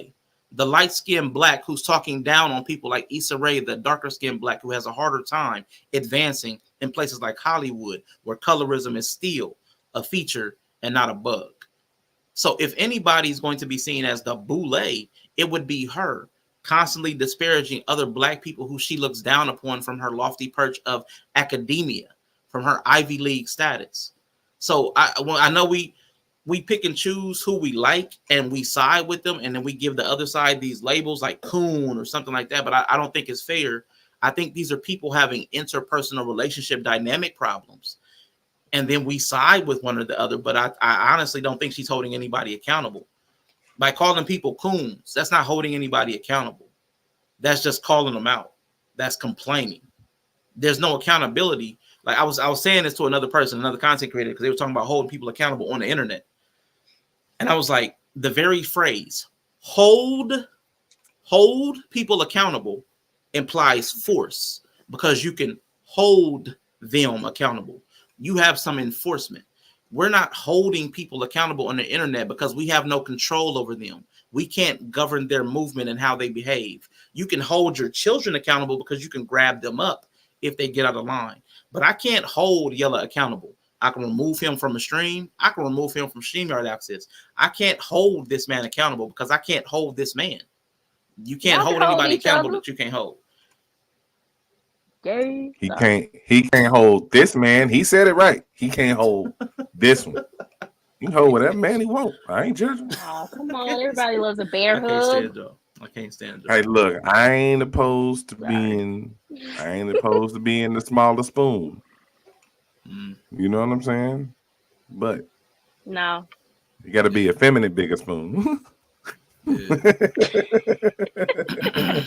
gotta be an effeminate bigger spoon. Yeah, it's stupid. And that's real too. If Jesus came back, I don't think anybody will recognize that cat. Great explanation. Thank you. We got to pull a shitload of pro-black cars now. Niggas pro-black credit score just went to I just have a hard time. And again, my source for this was myself. So I'm not externalizing this to somebody else. I realized I was not as pro-black as I thought I was. What I was anti-white for a really long time. I was anti-white, and I masked that by saying it was pro-black, but I really wasn't looking out for the black people around me. And I had to question myself, like, what's pro-black when every time somebody black asks me for something, I'm like, looking away to dodge. Why don't you go over here? No. I wasn't really pro-black. I thought I was, but it was a story I was telling myself. So I come at that through myself to understand how other people are probably moving as well. But again, it's I put together several different pieces of evidence, and the pro-blackness. It's like, if you're constantly, you can and how you support them or lack. That's the reward and consequences. Yeah, and again, you have to have something. You have to have a reward and a consequence. And Amanda Seal doesn't have a reward or a consequence. She can keep somebody off her podcast, but most people already have a platform. Everybody she's talking about already has a platform. Like everybody she's talking about, the Emmy party, whoever throw the Emmy party, they could throw an Emmy party. Issa Rae is already Issa Rae. Floetry is already Floetry. Club Shay Shay is where she was trying to go. Club Shay Shay don't need her. So all the people she's talking about, she can't hold accountable because none of them need her. She can't enforce anything. She can remove her presence. She can have a boundary. It goes to interpersonal. That's why I said it's an interpersonal dynamic. She can have a boundary. Like these people violated a boundary with me. I won't interact with them again. And that's fine. There's nothing wrong with that. But she can't hold these nookles accountable. Yeah, that's the paradox of trying to hold somebody accountable. Because in reality, you can't really inflict consequences on people. Yeah. Because you can't inflict, and then also in turn, like what puts her in a position where she's above accountability or where she's above consequences. You know what I'm saying? She don't have a disability she's talking about. You know what I'm saying? She's not really an authority in anything. I hate to say it, y'all. Anybody can go to school for anything. You basically paying for your degree. Like you got to work hard to flunk out of college. You got to work hard to flunk out of courses that you pay for. You know what I'm saying? Like you got the degree because you paid for it and you showed up. That's it. Like I can tell you this, right? And I ain't trying to be like that, but Bree works in nursing, and I can tell you that Bree been around a lot of educated people. Don't know what the fuck they talking about or doing. Yeah.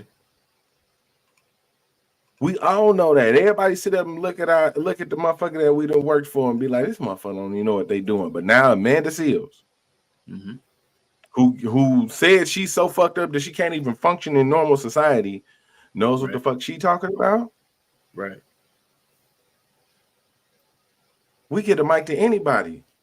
That's why it was so prophetic for Rashawn to be like, nah, I'm not dropping the link. Because everybody hitting the link nowadays. Everybody get to hit the link. Everybody get to hit the link. I probably shouldn't have a voice, but I also don't care to change the impact. I also don't care to change it. I can voice my opinion about it. I can sit here and talk about it all day. I can do that. But in my heart of hearts, I know it ain't gonna be. Amanda's gonna get talked about again in like another year or so. She always come back around like the fucking the transitioning like lotuses. Retro, I mean, retrograde. Cicadas. The transitioning cicadas. You know what I'm saying? that's just coming out the closet every year. They come back around and shit, and we're gonna be here again, right? So, you know, we about due for a Jada Pinkett Smith sighting too.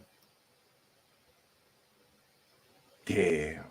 Yeah, she's supposed to come out with the freaky cicadas, ain't she? Probably. Yeah, she looked like a cicada. It's about time. And I like having especially autism. Like even though she's had an experience that she believes is autism her entire life, she just got the diagnosis recently. Again, she just got the self-diagnosis, and I'm not poo-pooing self-diagnosis when I say this.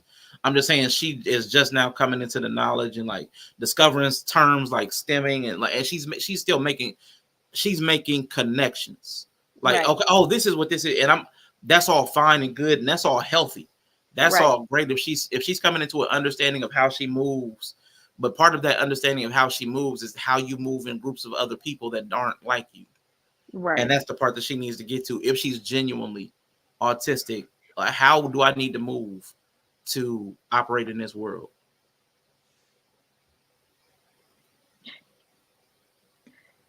And I don't think she's interested in it, just based on the statement that like I remember I was talking to Summer one time, and she was saying, like, I was asking her when she finally got officially diagnosed, like, why, like, was it helpful and stuff like that, and how she felt about it.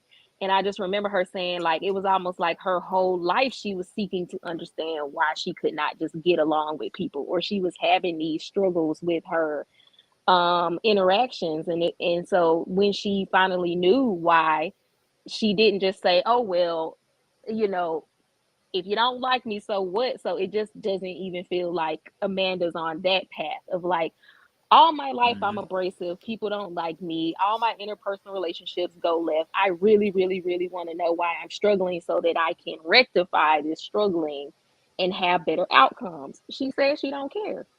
She said she didn't care. Yep. Yep. So I don't give a fuck what she is. She an asshole. Yeah. Right. And that's why I was like, Now she just an autistic asshole. Man. she ain't autistic. I mean, even if Like, I don't even care. I don't need her to be or not be to call her no, asshole. because I Okay, don't want to no, keep putting that on no, autistic because people by like but even no, linking she that to does. how she. Like, let's be clear, she does show some signs that some of her social stuff could be autism, but it's a Yeah. spectrum. She's not on the severe end Right. of the spectrum. She's not even on the side where, you know, it's crippling her. Like, she has accomplished a lot, but I'm not gonna take that away from her. I'm Yeah. neurodivergent too. I'm not autistic.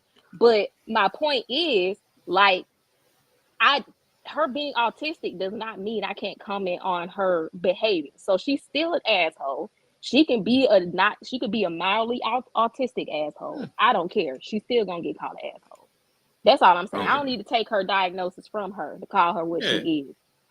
Right, but I don't even want to diagnose her with that. I She don't can want be to keep even. diagnosed. She did Hold it. on, wait, hold on. Listen to Right. what I'm saying. Listen to what I'm saying. Again, are we going to listen to her? Are we going to take what she? If we're saying she's fucking crazy, are we then going to listen to her tell us that she's self-diagnosed autism? I If I say she don't mean, listen to. says, if Here's what she I'm shows saying. signs, Here's what I'm saying. There's a level of crazy where none of it coming out of her mouth should be taken valid. So right. we can't right. So we can't be like, oh well, if she's self-diagnosed, and we got to handle it like that. You know what I'm saying? Don't get me wrong. I ain't No. telling people how to talk, but this is just my point of view, right? Like Right. for us to sit up here and keep trying to like add it in, also gives her the credence for her topic, for her No. stance, right? No, because I Because think the my more point we is no, because that's the whole thing. I'm not ableist. You having something like autism, which has a wide spectrum, doesn't change my ability to commentate on you. right. That's my whole point. So I'm actually trying to get it so that no, I don't believe just because you have autism or you cannot be commented on, you can't be criticized. Like, so yeah, let her be autistic and still get this smoke. Because if everybody's no, gonna I be get that. self-diagnosing, unless you have a doctor that says you're on a severe side and you can tell me exactly what you struggle with so I can give you grace where you deserve it, I don't give a Mm-hmm. fuck. You gonna get called an Yeah. asshole. Right. Yeah. No, I get that. I don't want that message to get lost either. Yeah. Just because you are autistic or something like that, there's still ways that you got to move without being an asshole to people. Right. You know what I'm Right. saying? I'm definitely not finna throw this bitch a life raft either. So I'm Yeah. not finna. I'm not finna. Right. So just from my perspective, no, because I 100%. But I'm giving it to you from my perspective. I'm not finna affirm her thoughts of her being self-diagnosed Yeah, you treat her like because she might be a delusion. She might be in psychosis. I'm not gonna give her because anything to right. concretely latch on to. Right. I got you. Right. And that might have been just a bit of my pushback earlier because I can't just start sprinkling everybody on the spectrum because everybody then is going to have a little bit of the spectrum to blame. It be on the spectrum, cool, but there are people that's not. Yeah. You know what I'm saying? And there are people who are assholes. Like you can't be an Yeah. asshole and be because then you do kind of got a way out. My thing is that we need to understand that some people are just terrible fucking people inside and out. Mm-hmm. And you can Yeah. blend delusion and this victimhood in being terrible people. That's why when like back to what Inya said, I think it'll kind of make my point a little more clear. If you go back up to her comment where she said that our voices is important, right? And that we helped her. And I ain't trying to call out, but I want to make a point. The reason we would be able to help you, Inya, is because you wouldn't think to do some of the shit that these people are already doing. We wouldn't be able to help the people who are doing what they doing already. The only thing the best thing we could do is inform those who are not already doing this stupid shit. You know what I'm saying? That is going on because of the victimhood ism. That's already out there. That's part of the system now. That's part of the patriarchy. It's part of the system. It's there. It's ingrained in it now. There's really nothing we could do. Because now that's people's whole life. That's people's whole identity. You know what I'm saying? And it gets weird when we do start putting everybody on there or trying to say that everybody get this or everybody got signs of that. Well, guess what? If we've so much put out the information on what autism looks like, and we're talking also about a paid actress, why she can't intentionally portray those fucking signs so you can convince people that you're on the autism spectrum. I say let her drown. Oh yeah, I'm not trying to save her ass. That's what I said. Regardless, I don't even care if a medical professional came out tomorrow and said she really got autism. She's still an asshole. No, yeah, That's what I'm saying. I get that. I get that. That was kind of that's kind of for a lot of people too. Yeah. You know what I'm saying? That wasn't just for Amanda Seals. Yeah. Like it's almost like a thing of hindsight. You know what I'm saying? That's why she's able to do what she does, because we've kind of enabled the fact that everybody is a part of this. I can maybe not be a part of it. I don't think that I am. I think that I got something else, something different, but I'm not on no spectrum. Yeah, you see what I'm saying? So I can't be like my actions are because I'm on the spectrum. Because everybody got to be on there. Like we can't. That takes away from what's we call neurotypical. If everybody's neurodivergent, nobody would be neurotypical. Right. Then there's no need for any of this awareness. Then if everybody's like that, you know what I'm saying? Because I don't know. Yeah, I mean I'm that's what saying it that be typical or norm means that the majority of people are away. So we could eventually move to where neurodivergence isn't one thing.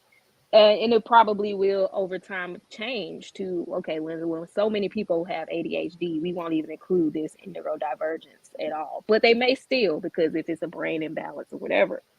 But I just think it's too early to even be able to say, because it's a newer, I mean, it's not a new term, but it's a newer mainstream term to say, neurodivergence or autism became a spectrum not that long ago. I mean, it used to be not a spectrum. It's Asperger's and all that stuff. All of that stuff is gone now. So it's constantly evolving with people.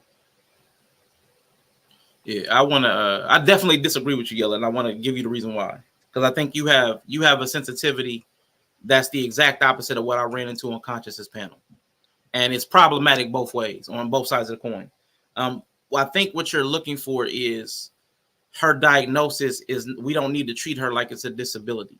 You're thinking that we're going to start treating her as if it's a disability and she's a protected class. And you're worried about that protected class status where they get protected, enabled, special provisions are made. We think about them differently and couch them separately.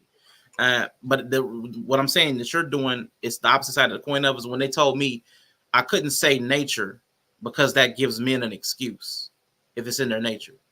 And that doesn't mean nature is not an excuse. The same way acknowledging that she has autism is also not an excuse. And it doesn't enable anybody.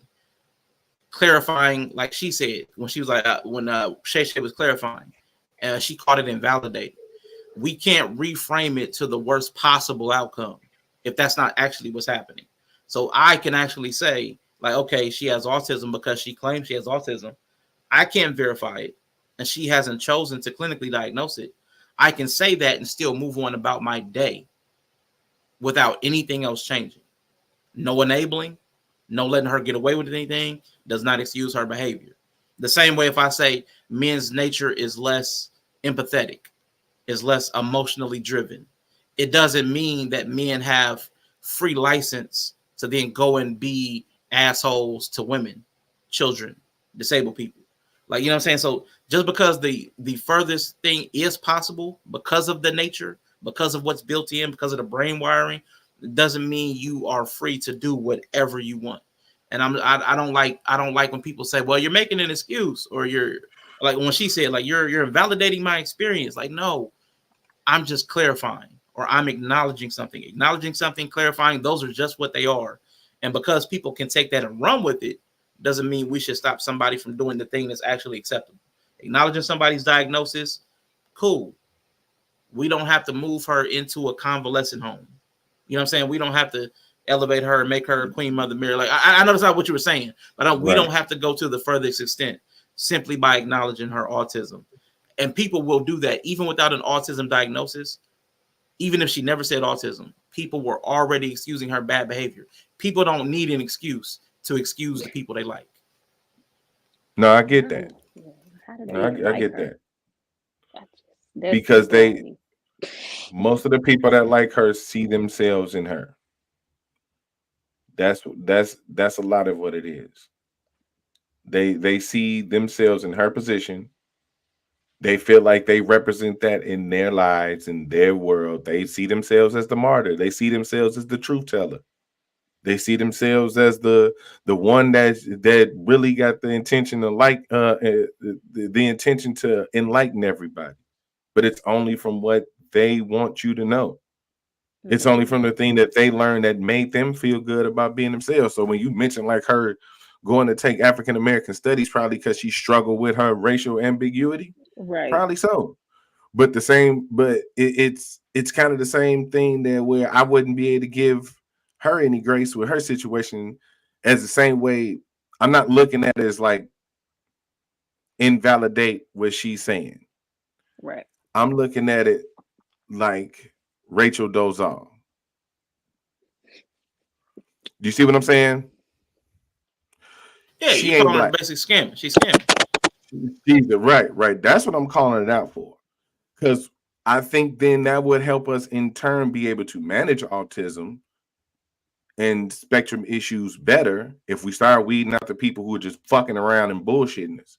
Like generally, like, nah, ain't shit. Like Blaze said, ain't nothing wrong with her. You just fucking miserable. We can't keep dropping you just miserable because don't nobody like you on the spectrum. You know what I'm saying? But Like I think the opposite could also be true, and I think the only reason she's able to use it as a power grab is because of how the Black community typically uh, uh maneuvers around mental illness. I think not you, but I'm just gonna say, like, for instance, older people, they can know like something wrong with something. Like my child off, like my child a little off, right? They may never get a diagnosis, but they just always know they're a little off. And there's this deep rooted belief that once there's a diagnosis, it's like everything they do, you will see some people that get their kids diagnosed and their kid just be wilding, and you be like, well, Yep. he's this, and you're like, that Like, don't what's mean he wrong? gotta be. You gotta let him get away with smearing shit on the wall. That don't mean you shouldn't try to potty train him. That don't mean you should. So I think that underlying belief is, I can see why you push back, because that is typically how Black people, like, it's either all or nothing.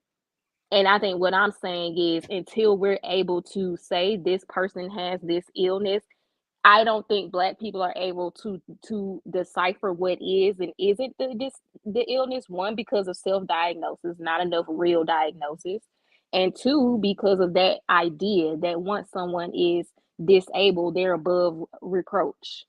So I think that's why I'm saying, I think we need to know what autism is and isn't, and it's not just by default being an asshole. You know what I mean?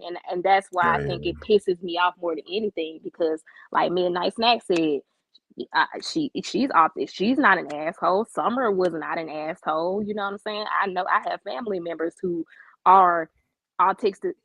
My niece is severely autistic, to the point where she does not even speak, and she's still sweet. She doesn't hit people. She don't bite people. Like, so these people who are on the autism spectrum, like, I don't like. That's why I'm so pissed at her, because it's like, how dare you throw this thing onto your terrible personality as a justification for being an asshole? And it just like really pisses me off. Like, I just hate it. And I think that's where my plane is landing, right there. That's kind of where I'm trying to land my plane at. You know what I'm saying? Because it's kind of disgusting to watch her do that, because we could take more initiative as to try to just separate that all the way together, like what's autism and what's not. You know what I'm saying? And this is the first time Shannon heard about it. First time I heard about it. I've been following this weird bitch for a minute. Ever since she made that ever since she made that accusation against Myron Rowe, everything that come up, I watch, because she is good Yeah. train She a wreck terrorist. viewing. Yeah, she crazy. Never mentioned mental illness, never mentioned autism, never mentioned any of this. None of this was a factor in any of how she talked. So for this to come up now, and now everybody's trying to like, well, yeah, you know, we just all found out together. Like I said the other day, we all was in the group text at the same time when Amanda said I'm autistic. Everybody phone rang at the same time. Everybody in the group text. Yep. Right. You know what I'm saying? So no. And now Shannon Sharp was supposed to have this whole new rules of engagement on hand of how to deal with let's just say she was autistic. I mean, a very mildly autistic person, I would say. But now Shannon Sharp, he's like the uncle at the barbecue who say ignorant shit still. Like, he's supposed to now know how to engage sensitively to a person on the spectrum and not be ableist. Like, get out of here. Like, y'all, it's too much. It's too much. She need to send something ahead of herself if there's things she struggles with. Like, if she's touch averse, you need to be sending that ahead of yourself when you do interviews. If it's that bad, like, I'm touch averse, please don't try to hug me. Let me come to you. I struggle with eye contact. I maybe, I hyperfixate on this thing. So if I turn every conversation to this thing, like, just know that that's my hyperfixation. There are things she could do to help have better exchanges with people, because I do think even if you do struggle, I think all people want to connect. And I think that it's okay for her to want to connect with people. But once again, she don't care about none of that. She ain't changing. So she's an asshole. Like, and she's like the guest, right? I've seen video. I just seen a video the other day. There's an autistic kid. He was graduating high school, and he was noise averse, so loud noises and shit. So they couldn't applaud. So he had to, you know what I'm saying, walk up there, and it was quiet. You know what I'm saying? He walked up there and he got his diploma, shook hands. Now, I've seen two videos like that. I've seen one where, you know, everybody was quiet. He shook hands and he walked away. He looked kind of timid because he was out there in front of people, so I can understand how that felt.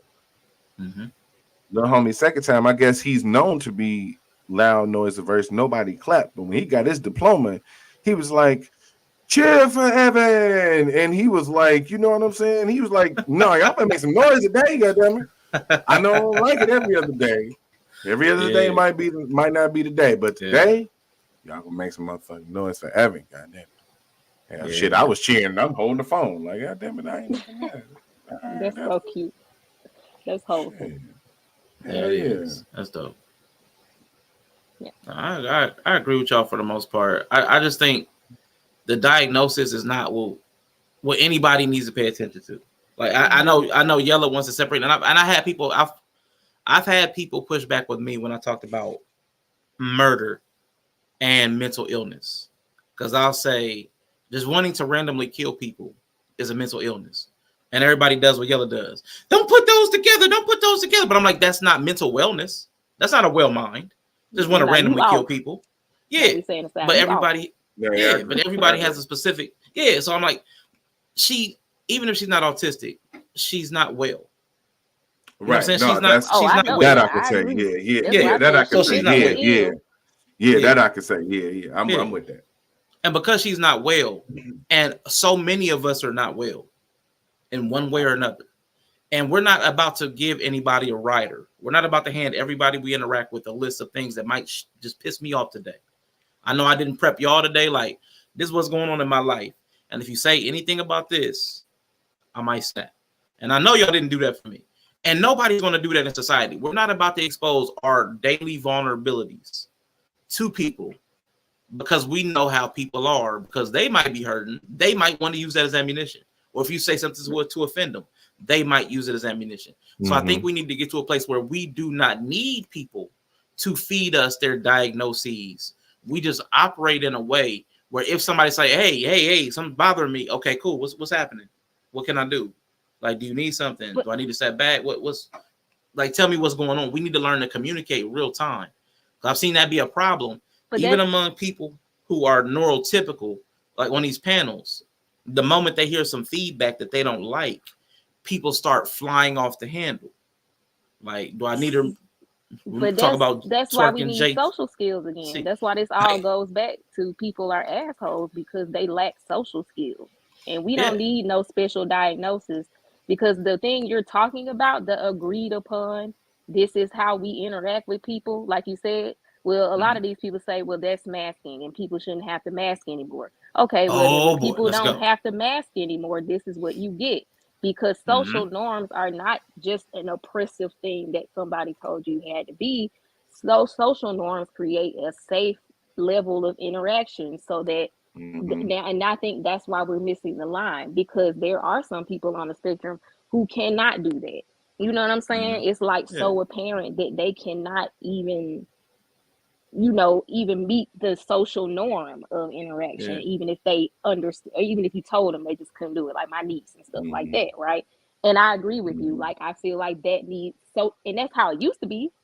It used to be like I'm sure a lot of our grandparents are on the spectrum. Like most of them are saying like if it's you, if somebody else got it, somebody before them had it. But it was the ability to be able to function normally amongst other people enough to get by. And I think Yeah. if you're, and that's why I said for me, Amanda Seals definitely really kind of don't get no slack because it's like, I think a lot of what we're seeing is, like you said, it's not even really meant to diagnose mental illness or a for real personality disorder. It's just people don't have social Yeah. skills anymore. Yeah. People just don't have them. And I think it's because people, I don't know, it feels like it's trendy to shame like social norms or agreed upon standards of Yes. how you engage with people. I agree that some of the older ones are played out and we don't need the same ones anymore. But I do think you need some sort of agreed upon social Lubricant. currency. You need social lubricants. Social Absolutely. lube. Yeah, otherwise, you're gonna have a lot of friction, and nobody likes all the friction. Nobody Like some likes friction. dry, You like it raw? abrasive. You You don't like like to raw and feel it. abrasive, right? You don't like raw and abrasive. You like some friction, but you want it to be, you want it to glide. You know what I'm saying? You don't want I don't know. I think some of them, chafing. You some don't of want these people chafing. You don't sadistic, want Rashawn. I think they some of these do. people are. But that's what I'm Yeah. saying. Some of these people are sadistic, and we could figure that out. I know I talked about this before. The people that are unwilling or unable to practice social norms and etiquette, like that's an Mm-hmm. indicator of something's off. Like Mm-hmm. as opposed to this thing of leaning into counterculture, leaning into Right. deviant behavior. Like let's not make it a thing. Like I'm being 100% real. Now keep it 90. Let's not ever keep it 100. Everybody Please. doesn't need to know everything that crosses your mind. We don't need to know everything you did last night with everybody. Everything does not need to come before the people. Like No. that's not something that we need. We don't need to know the worst of your life. We don't need to know the worst of your thoughts, the worst of your feelings. Everything does not need to be for public consumption. You need to have a group of people that you can talk to about the worst of the worst, that you can Right. trust and that love you, so that when you get rejected because you said something that's out of the norm, you're not crying right behind that. Like we need to be able to protect ourselves. And I don't think we're either one of two things has happened. Either so many of us are off. I'm gonna just use the word off instead of saying neurodivergent. So many of us Yeah. are off base that we can't even teach the basic skills to survive in this world, Right. or we're just failing to do it, and that's creating the offness. And I can't do the chicken or the egg. I don't know which one came first. Either we quit teaching some of these social things, social Right. graces and norms. Either we quit teaching those, and it's created the problem where people are just online blurbing, vomiting out all of their trauma, which is problematic if you don't want to be judged on it. If you don't want to be judged on the spectrum, you don't talk about it. Right. You don't air your dirty laundry, and if you don't want to say it's dirty, don't air your clean laundry because something could get if you put it outside, something could get on it. A bird can land on it, a bird can poop on it, somebody can snatch it. Don't put your stuff outside if you don't want it to touch anything. So we need to have better. We just Boundaries. need better social, boundaries and management, self-management, self-governance. It's so silly. Some of the stuff is silly. Like it's so like Self-regulation. it's easy to fix. Like these are easy fixes. Like I don't. That's why I I have a think hard time with empathy because I because think it's an easy now fix. with the way the culture is, it's like we let's go find is something wrong, right? It's almost like Mhm. a there's something like that whole thing that like with most Marxists idea they're good at identifying problems The but problem, not really yeah. solving it. Mhm. It's like people have gotten like I struggle socially, let me find exactly why. When for some of these people it could just make a decision to be more likable and like Yep. understand what that takes, get your Mhm. charisma up, like work Yep. on your charisma, learn to be more likable. And Yeah. that could be something that's completely because you just want better outcome. I want people to want to be around me, I want more friends, I want to, people who are likable do better in the workplace. It's there are benefits to being likable. So some of this stuff could just be fixed with social norms. Like, but everybody jumps to I have to be there's something I have to be diagnosed. It's just like they jump to the extreme instead of just saying maybe your social skills just not great. Like maybe you just don't have good social skills. A lot of people Yeah. don't. We talk But about the small talk thing. Like that's a sign of it. I hate small talk, which usually means you're not good at it, which means you lack right. a social skill, Right. which means you're not likable, which means you can't relate to people, which means you can't carry on a Right. conversation that doesn't only benefit you, which means you're probably self-centered. So like that is a sign that you are have a deficit. But instead of saying that's a deficit, it's like small talk is this, small talk is that. Yeah. We offload the responsibility onto the Yeah, group. Like what right. was that card? It's a they owe you. They owe you. Mm-hmm. Yeah, They I owe was just us thinking about to it. make. They owe me to make this transition easy. I'm not good at small talk. I'm uncomfortable with it, but y'all owe me because I have blackness or whateverness. You owe Right. me to make this transition easy. I don't. So you won't try to small talk with me, or if you do small talk with me, you have to do it in a way that I'm comfortable with. So nobody owes you that. Like that's a society where everybody has their own personal struggle. And every time we try to offload responsibility, well, other people need to accommodate my this, we're putting more work on them. And if you're not going to pay them for that work, pay me for the work of learning how you need it to be treated. And nobody's willing to do that. So if Amanda says like, Mr. hey, President. listen, I'm autistic. I'm autistic, and I need you to learn how to converse with me in a way that allows me to feel safe. Okay, that's going to take time and energy. What do I get for that? Besides your presence. And your attitude and your defensiveness, not Right. Exactly. Right. seeing me as an assailant the whole time I'm trying to Right. like I was Exactly. Apostle. saying, you can't Right. even get to know these people. Mm-hmm. Mm-hmm. They, oh, I want to feel safe. I can't even get. I ask you about the weather. You feel like I'm interrogating you. I can't do nothing with Exactly. that. Exactly. Yeah. This is not to make it like a man and woman thing, right? But it's just like to put it in context, right? Yeah. There's a misconception. We was talking about this the other day. There's a misconception that men just inherently feel safe in the world. You don't feel safe? I don't. I hate you. You such a fucking troll. I don't. I don't, Rashawn. I don't feel safe. It's all right. Oh, sorry. I was only asking that because I had to go check my door to make sure it was locked again. That's all. Ain't that a bit?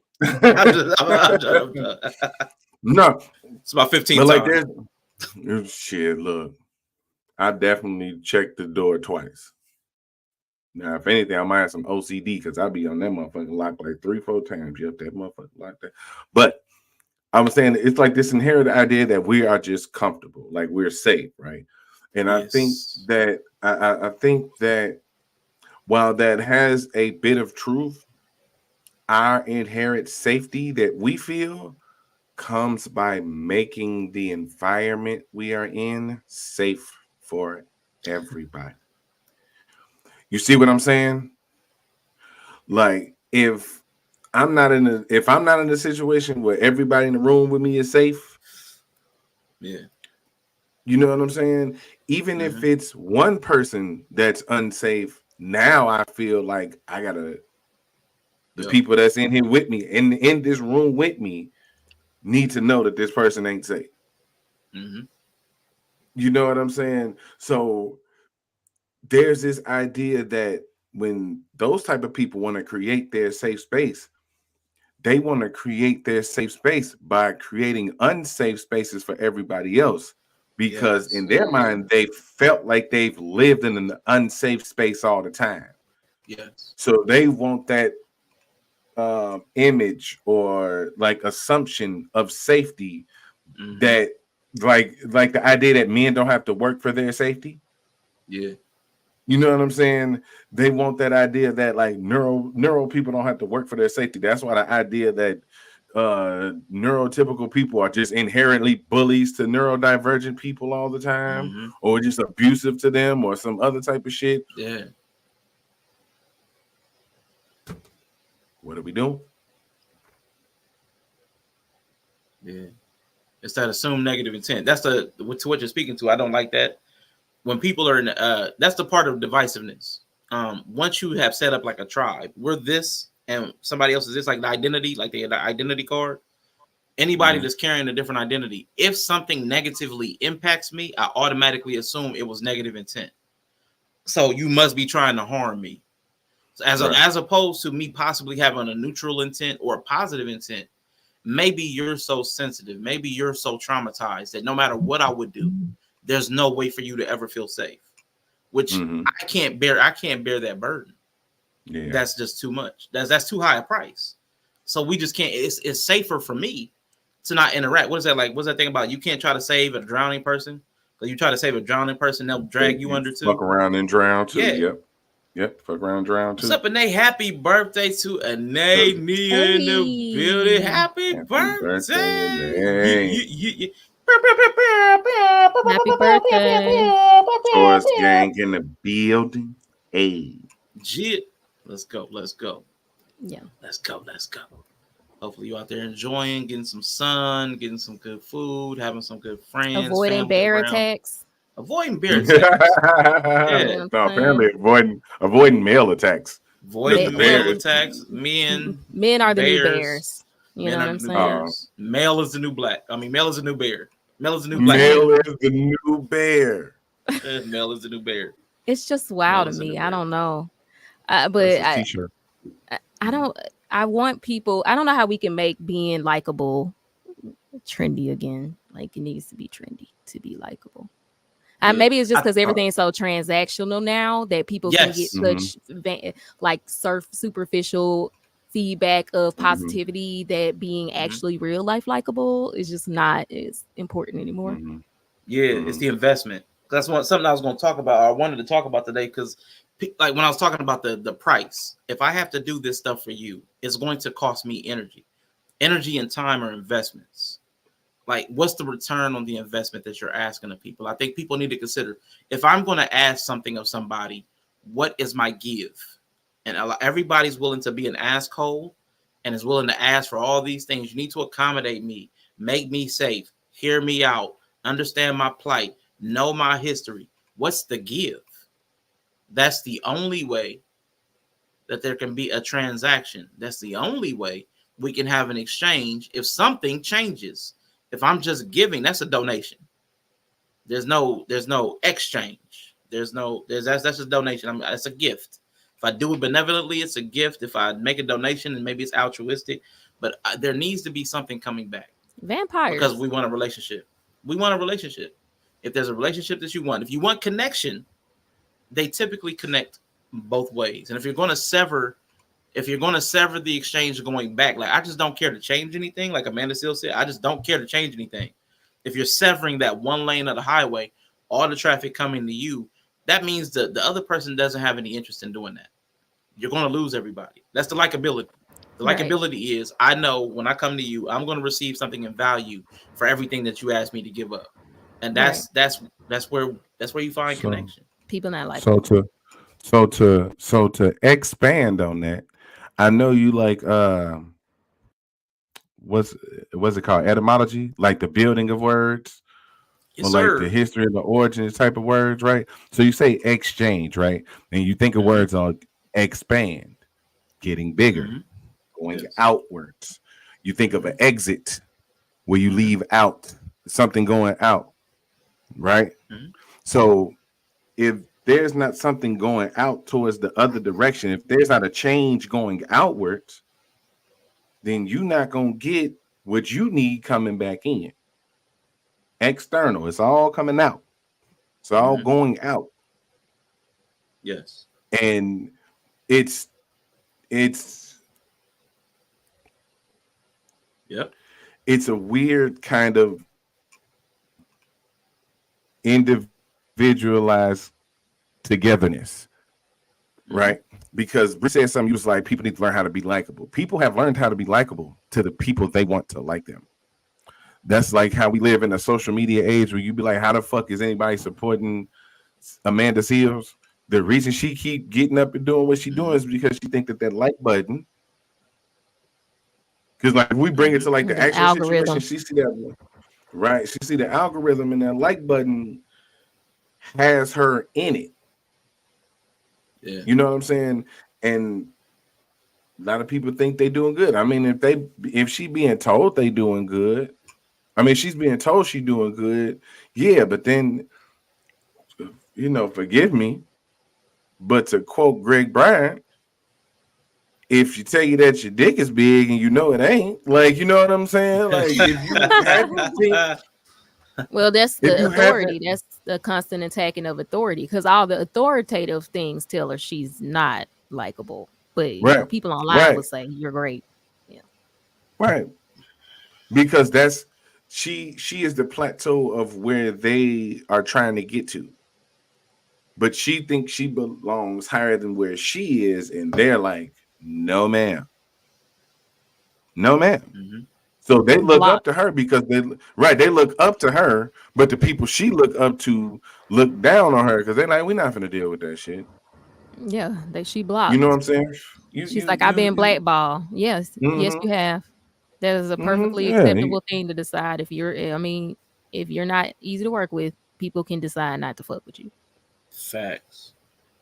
And that should be understood. Like that Right. needs to be a basic understanding. Nobody owes you anything because everybody owes themselves first. Everybody owes themselves first. And if you're gonna cost somebody something, you need to be able to pay. Like it's not money. I mean time, energy, love, status, like whatever you're gonna ask somebody to confer upon you. Because yellow tickle my little word fancy right there, man. Quit tickling me. I didn't give you consent to tickle You my want to be fancy tickled. right there.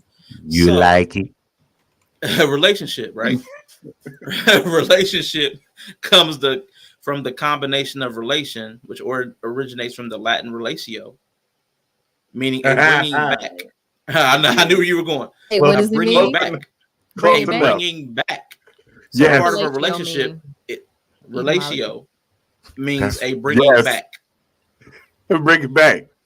And ship denotes the condition or state. So relationship is the state of bringing back. So you're part of the exchange in the relationship is bringing back. So if you're only giving, you can't have a relationship because you're not bringing Bringing anything it back. back. You just So shipping, yeah, huh? You just a shipping. ship Yeah, moving. You just a just ship shipping. sailing. You just a fucking Yeah, ship. man. Just shipping. I Just mean, most shipping. of them are only doing the giving or the taking or the Yeah. extraction part. They're not giving anything, Mm-hmm. Mm-hmm. you know? Yeah. So it just depends. And oh, well, they are emotionally vomiting on everybody they run across. So I guess they're Yeah. giving that out. Oh yeah, they giving the wrong thing. So it's like a big ass. So just imagine like them big ass boats. Them big ass like tug boats that Mm-hmm. put out Oh yeah. all the fucking With all them boxes on them. fumes and shit. No, Oh, no, you're that's the talking about point. the I'm tugboats talking with the big stack. about, With the stack. with the big stack that's putting out all the Yeah. pollution with all the smoke coming out of it. Yeah, it's a Yeah. tugboat with nothing on it. Mm. The only thing it's giving out He is said nothing pollution. on it. There's nothing Just on it. You ain't, toxicity. Number it's, toxicity. it's nothing but toxicity. You ain't transporting no goods, no services, no people. You're not moving anything positive during your shipping. Yeah. You're just giving off toxicity into the air and You polluting just own the everywhere that you water, go. just You just killing own the sea water. turtles. Every boat come past you like every boat come past you. Oh, it's like Even when to the remember in the little engine that could, it was that one train, it was just coughing and huffing and puffing. Yep. It was like an old train. That Get motherfucker your wasn't ass doing out the way. nothing.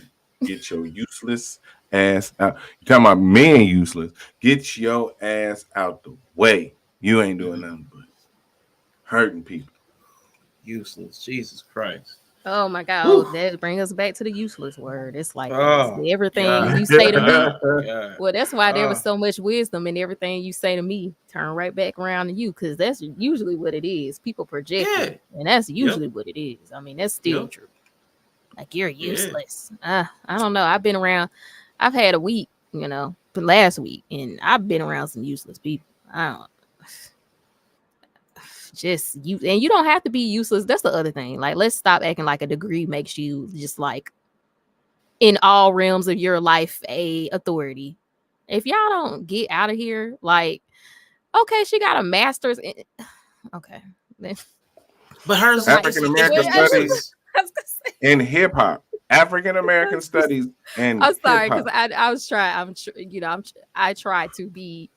I don't know. I Hip don't try hop. to do much, but yeah. So it's like that don't mean Hip hop. she's a scholar in relationships, interpersonal relationships, social ideas, mental health, anything else besides the things she has her degree in. I mean, it does not.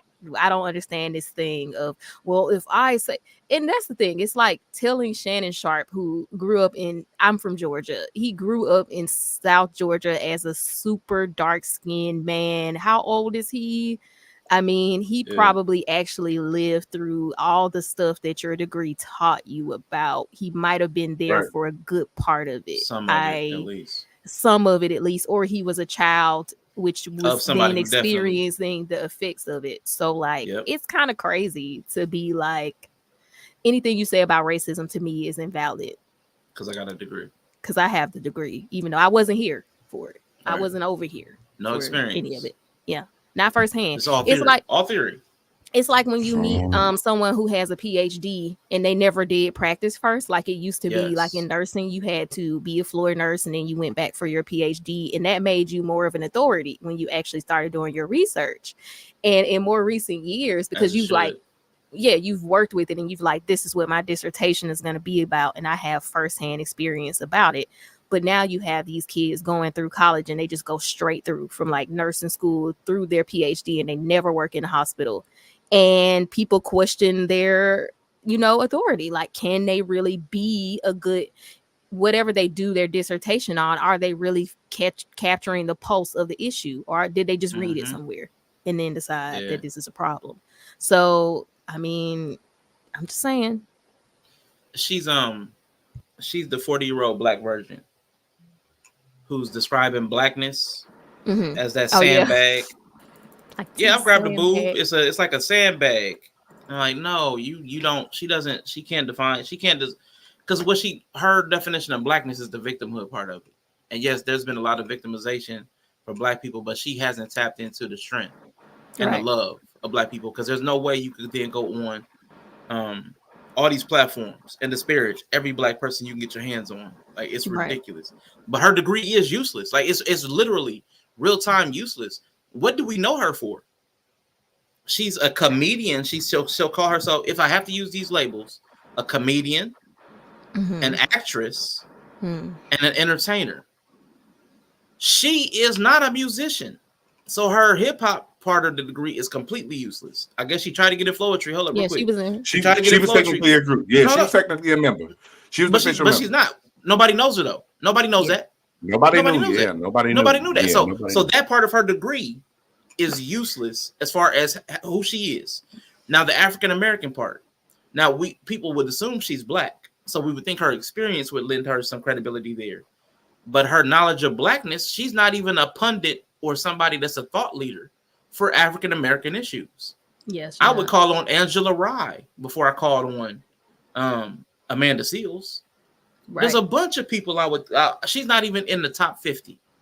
I didn't even know that's what her degree was in. I had no idea. I would have never thought. I would have Right. never thought.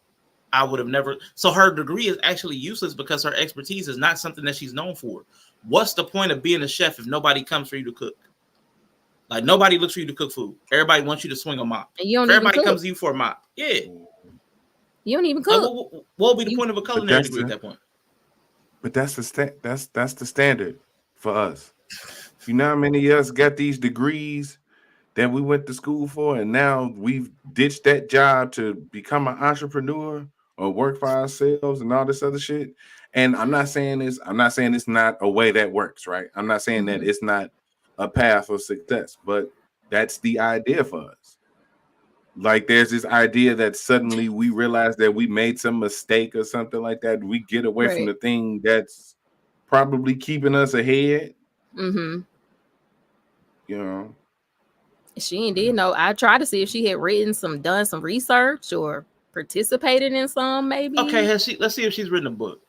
I thought maybe she wrote something. I was trying maybe to she find. wrote a book. I think she did fair. write a book. Who hasn't? Who hasn't? Yeah. But is it on Amazon though? At this point, we can bet how many? 3. I say 3. Okay, now she got the small doses one, but that's not. And that's what her podcast name is. That's kind of more of a think. Yeah. Sharp essays, poignant life advice, and no holds barred pearls of wisdom. But no research. She got 3 books, right? She got 3 books. One. I just see the one. Maybe she did she might have done some. Let me see. Ladies first, race realities. Okay, there we go. Side effects of race in the workplace, the white bubble, stereotypes, and staying woke.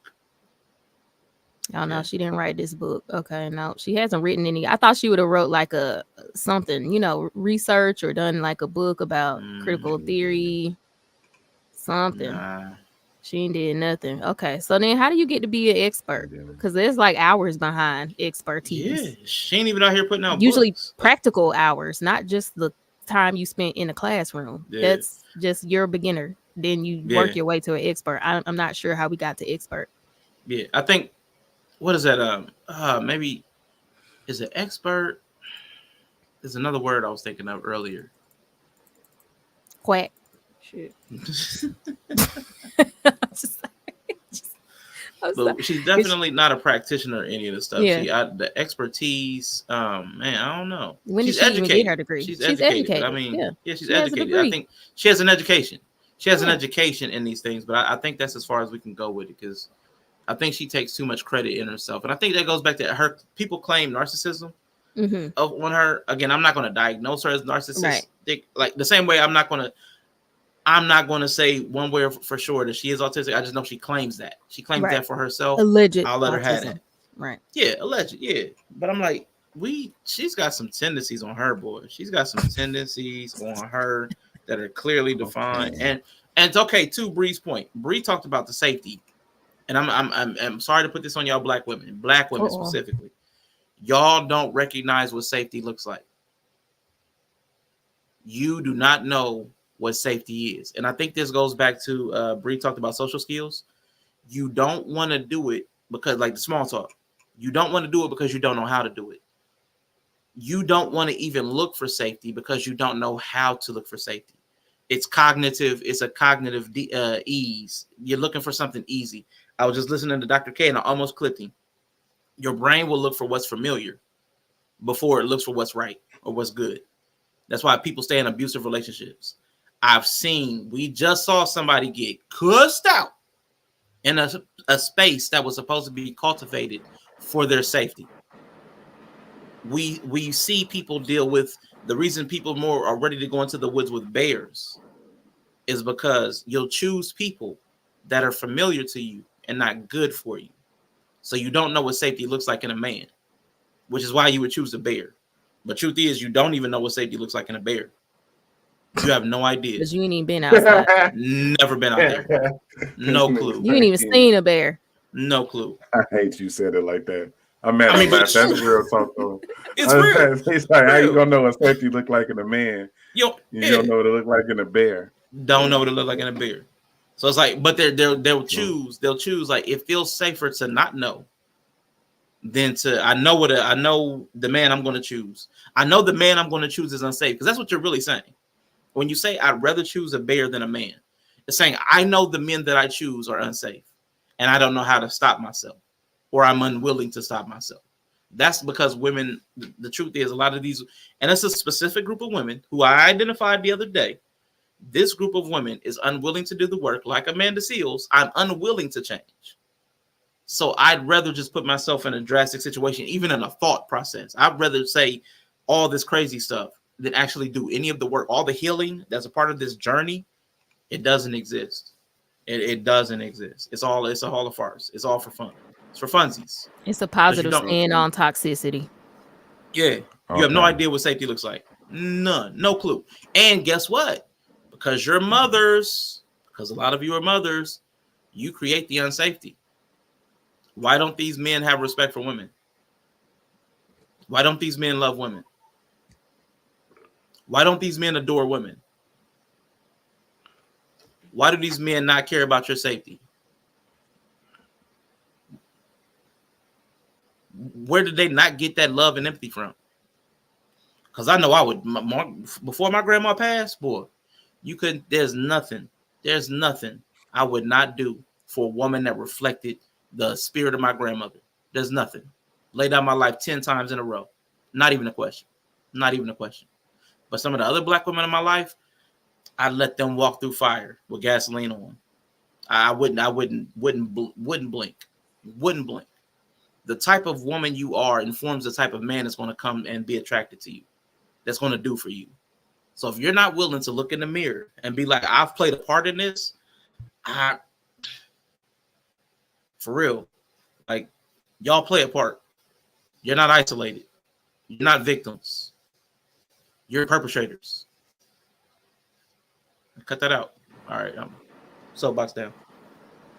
Shit, I'm about to start cleaning up. Thought I was in trouble. Yeah, right. It's like, damn. I'm hiding under the bed. Damn, I know. I felt that. I mean, it gets on my nerves, man. It gets on my nerves. Uncle Rashawn, man. Yeah, every now and then, it just gets on my nerves. It's like, man, where all these dudes come from? From Melville? I mean, and it's also deflating. Like I was talking about a narrative, like knowing someone already has a narrative of you that's not completely even attached to anything you do. It's why try. And a lot of people lean that. I say that's my toxic trait. If I already know you got a narrative that I'm the villain, I'll lean in. I mean, and men are humans. So, I mean, they're not absolved from, some people have that trait. Yep. I mean, that's why I just choose not to project toxic things on people. If I can give them a bit, I just generally choose to give people the benefit of the doubt, because I know how I am. I start picking up that you already decided I'm the villain in the story. I'm a woman, so I get to get away with it a little bit more, but I will lean in. Mm-hmm. Yeah, and that's wild. That's wild to think, because like we had kind of rehashed that about the AI chat, about the chat bot. And I know it was, that. Yeah, and I get it was tongue in cheek, but it was some truth to it. It's true. When I was being chill and using your words, using my words and being calm and nice interactions and trying to be, you know what I'm saying, get to a mutual understanding and all that other shit. It was called bullshit, but it worked. You know what I'm saying? The results were there. Your demon girlfriend was happy too. It couldn't even be like, she happy. It worked. Who cares if it's a performance or a mask? It worked. If this was real life, y'all would be happy. You would have got what you wanted. She would have got what she wanted. But everybody's like, well, he wasn't being authentic, which is also still crazy because you just did it. So how's it not? I mean, I don't know. Right. I mean, you know, happiness or positive outcomes don't seem to matter to people. It's more about people being right. Yep. Mm-hmm. Because when it got to the point to where I burned my vampire girlfriend tied to the bed because she thought she was going to actually bring another dude to the house, Yeah, it's because and it played out in the situation and on the stream because I told the AI chatbot, I said, "Don't try me. I told you don't do this shit. You gonna poke the bear? You gonna try it? Okay, cool. All right, She gonna be cool. choosing bears now. She gonna be Yeah, choosing bears. I'm gonna make you choose the bear. Yeah, I hate that I'm gonna too. make you choose the bear. Well, yeah. I mean, but you have to understand that how you experience people aren't the whole of all they are. And that's Yeah. why it's like Mhm. is always a dynamic. And you start talking about a conversation or two people start to, not to get, but he's like, wherever two people gather, there's where I'll be. Like once you start two people and they're talking, we're creating something different now. Yes. This Mhm. isn't you and this isn't me. This is It's us us. interacting and it's creating something else. So if Yep. all of your interactions are creating negativity, I mean, you have to factor for the common variable there. And somehow, I don't know how Mm-hmm. you just get away with always being like, I'm not the negative variable. Yeah. Hmm. It just, She's a volatile element. yeah. Or No you matter talk what you about, pair it with, yeah. it's Volatile. like when you do, what is it?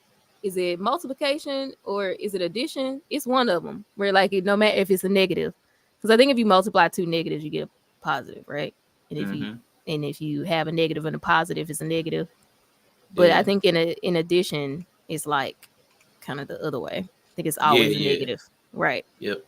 Mhm. So a negative and So a yeah, negative would just go more negative yeah, and then a Mhm. positive and a in negative addition. usually is depending on which one is greater. But it's like you Yep. have to consider if all of your interactions are negative, you're never getting some positive and some.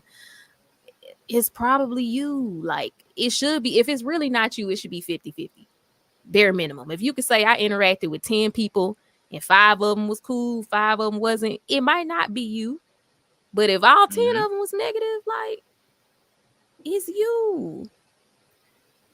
But here's what I would say. Maybe she doesn't talk about the positive ones. Because maybe and it's still a problem on her. And it's still a Yeah. problem she would have to address. She's Maybe she spinning a can narrative. only she can only clock the negative ones. Because that's the thing that people do too. We Yeah. overemphasize the negative. If we got 10 positive comments, that one negative comment is the one that we're going to focus on. Like that's just how we're tuned as Yeah. people. But maybe she Yeah. overlooks. I mean, because I've had this. I'll give you an example from my real life. My dear sister, She a my nigger. oldest sister, Negger.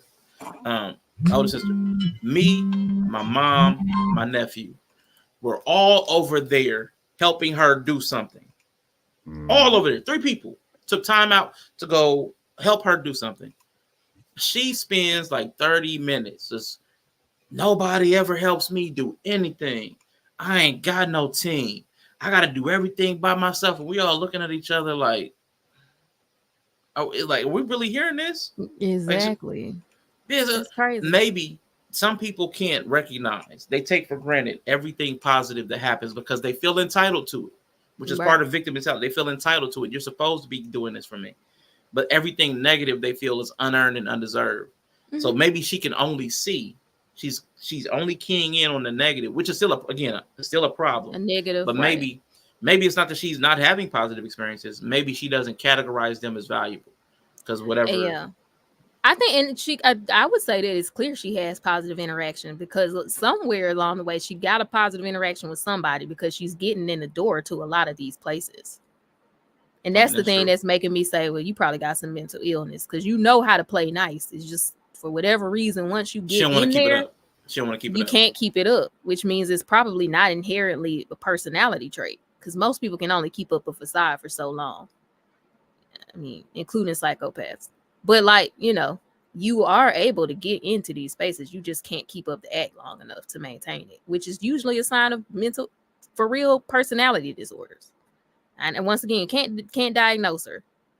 But it's that's why I know you're having positive interaction. So somewhere in you, you know how to be, you know how to schmooze, but like you said, it's just to serve her. So yeah, when Mm-hmm. I'm trying to Yeah. network and get in there, I got to put my foot forward because I need Yeah, something my from rep. you. Yeah, but once I get in there, I don't need nothing from you no more. and Yeah. so now you just a throwaway. Dang. Yeah, that feels like an intentional choice to me.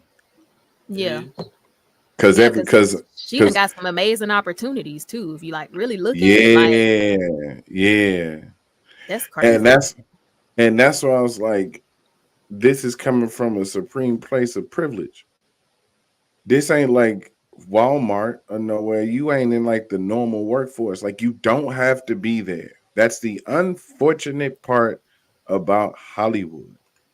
There is not a equal opportunity employment clause in any Hollywood deal. That is by choice only. Mm-hmm. You do, like as much as we think that we need to be here, we need to be in these spaces, you have to understand that you're in spaces where the only person that is gonna be there is the person that's running it. The only person that has to be there is the person in charge of it. Mm-hmm. Everybody else is expended. I mean, expendable. Everybody can get eaten.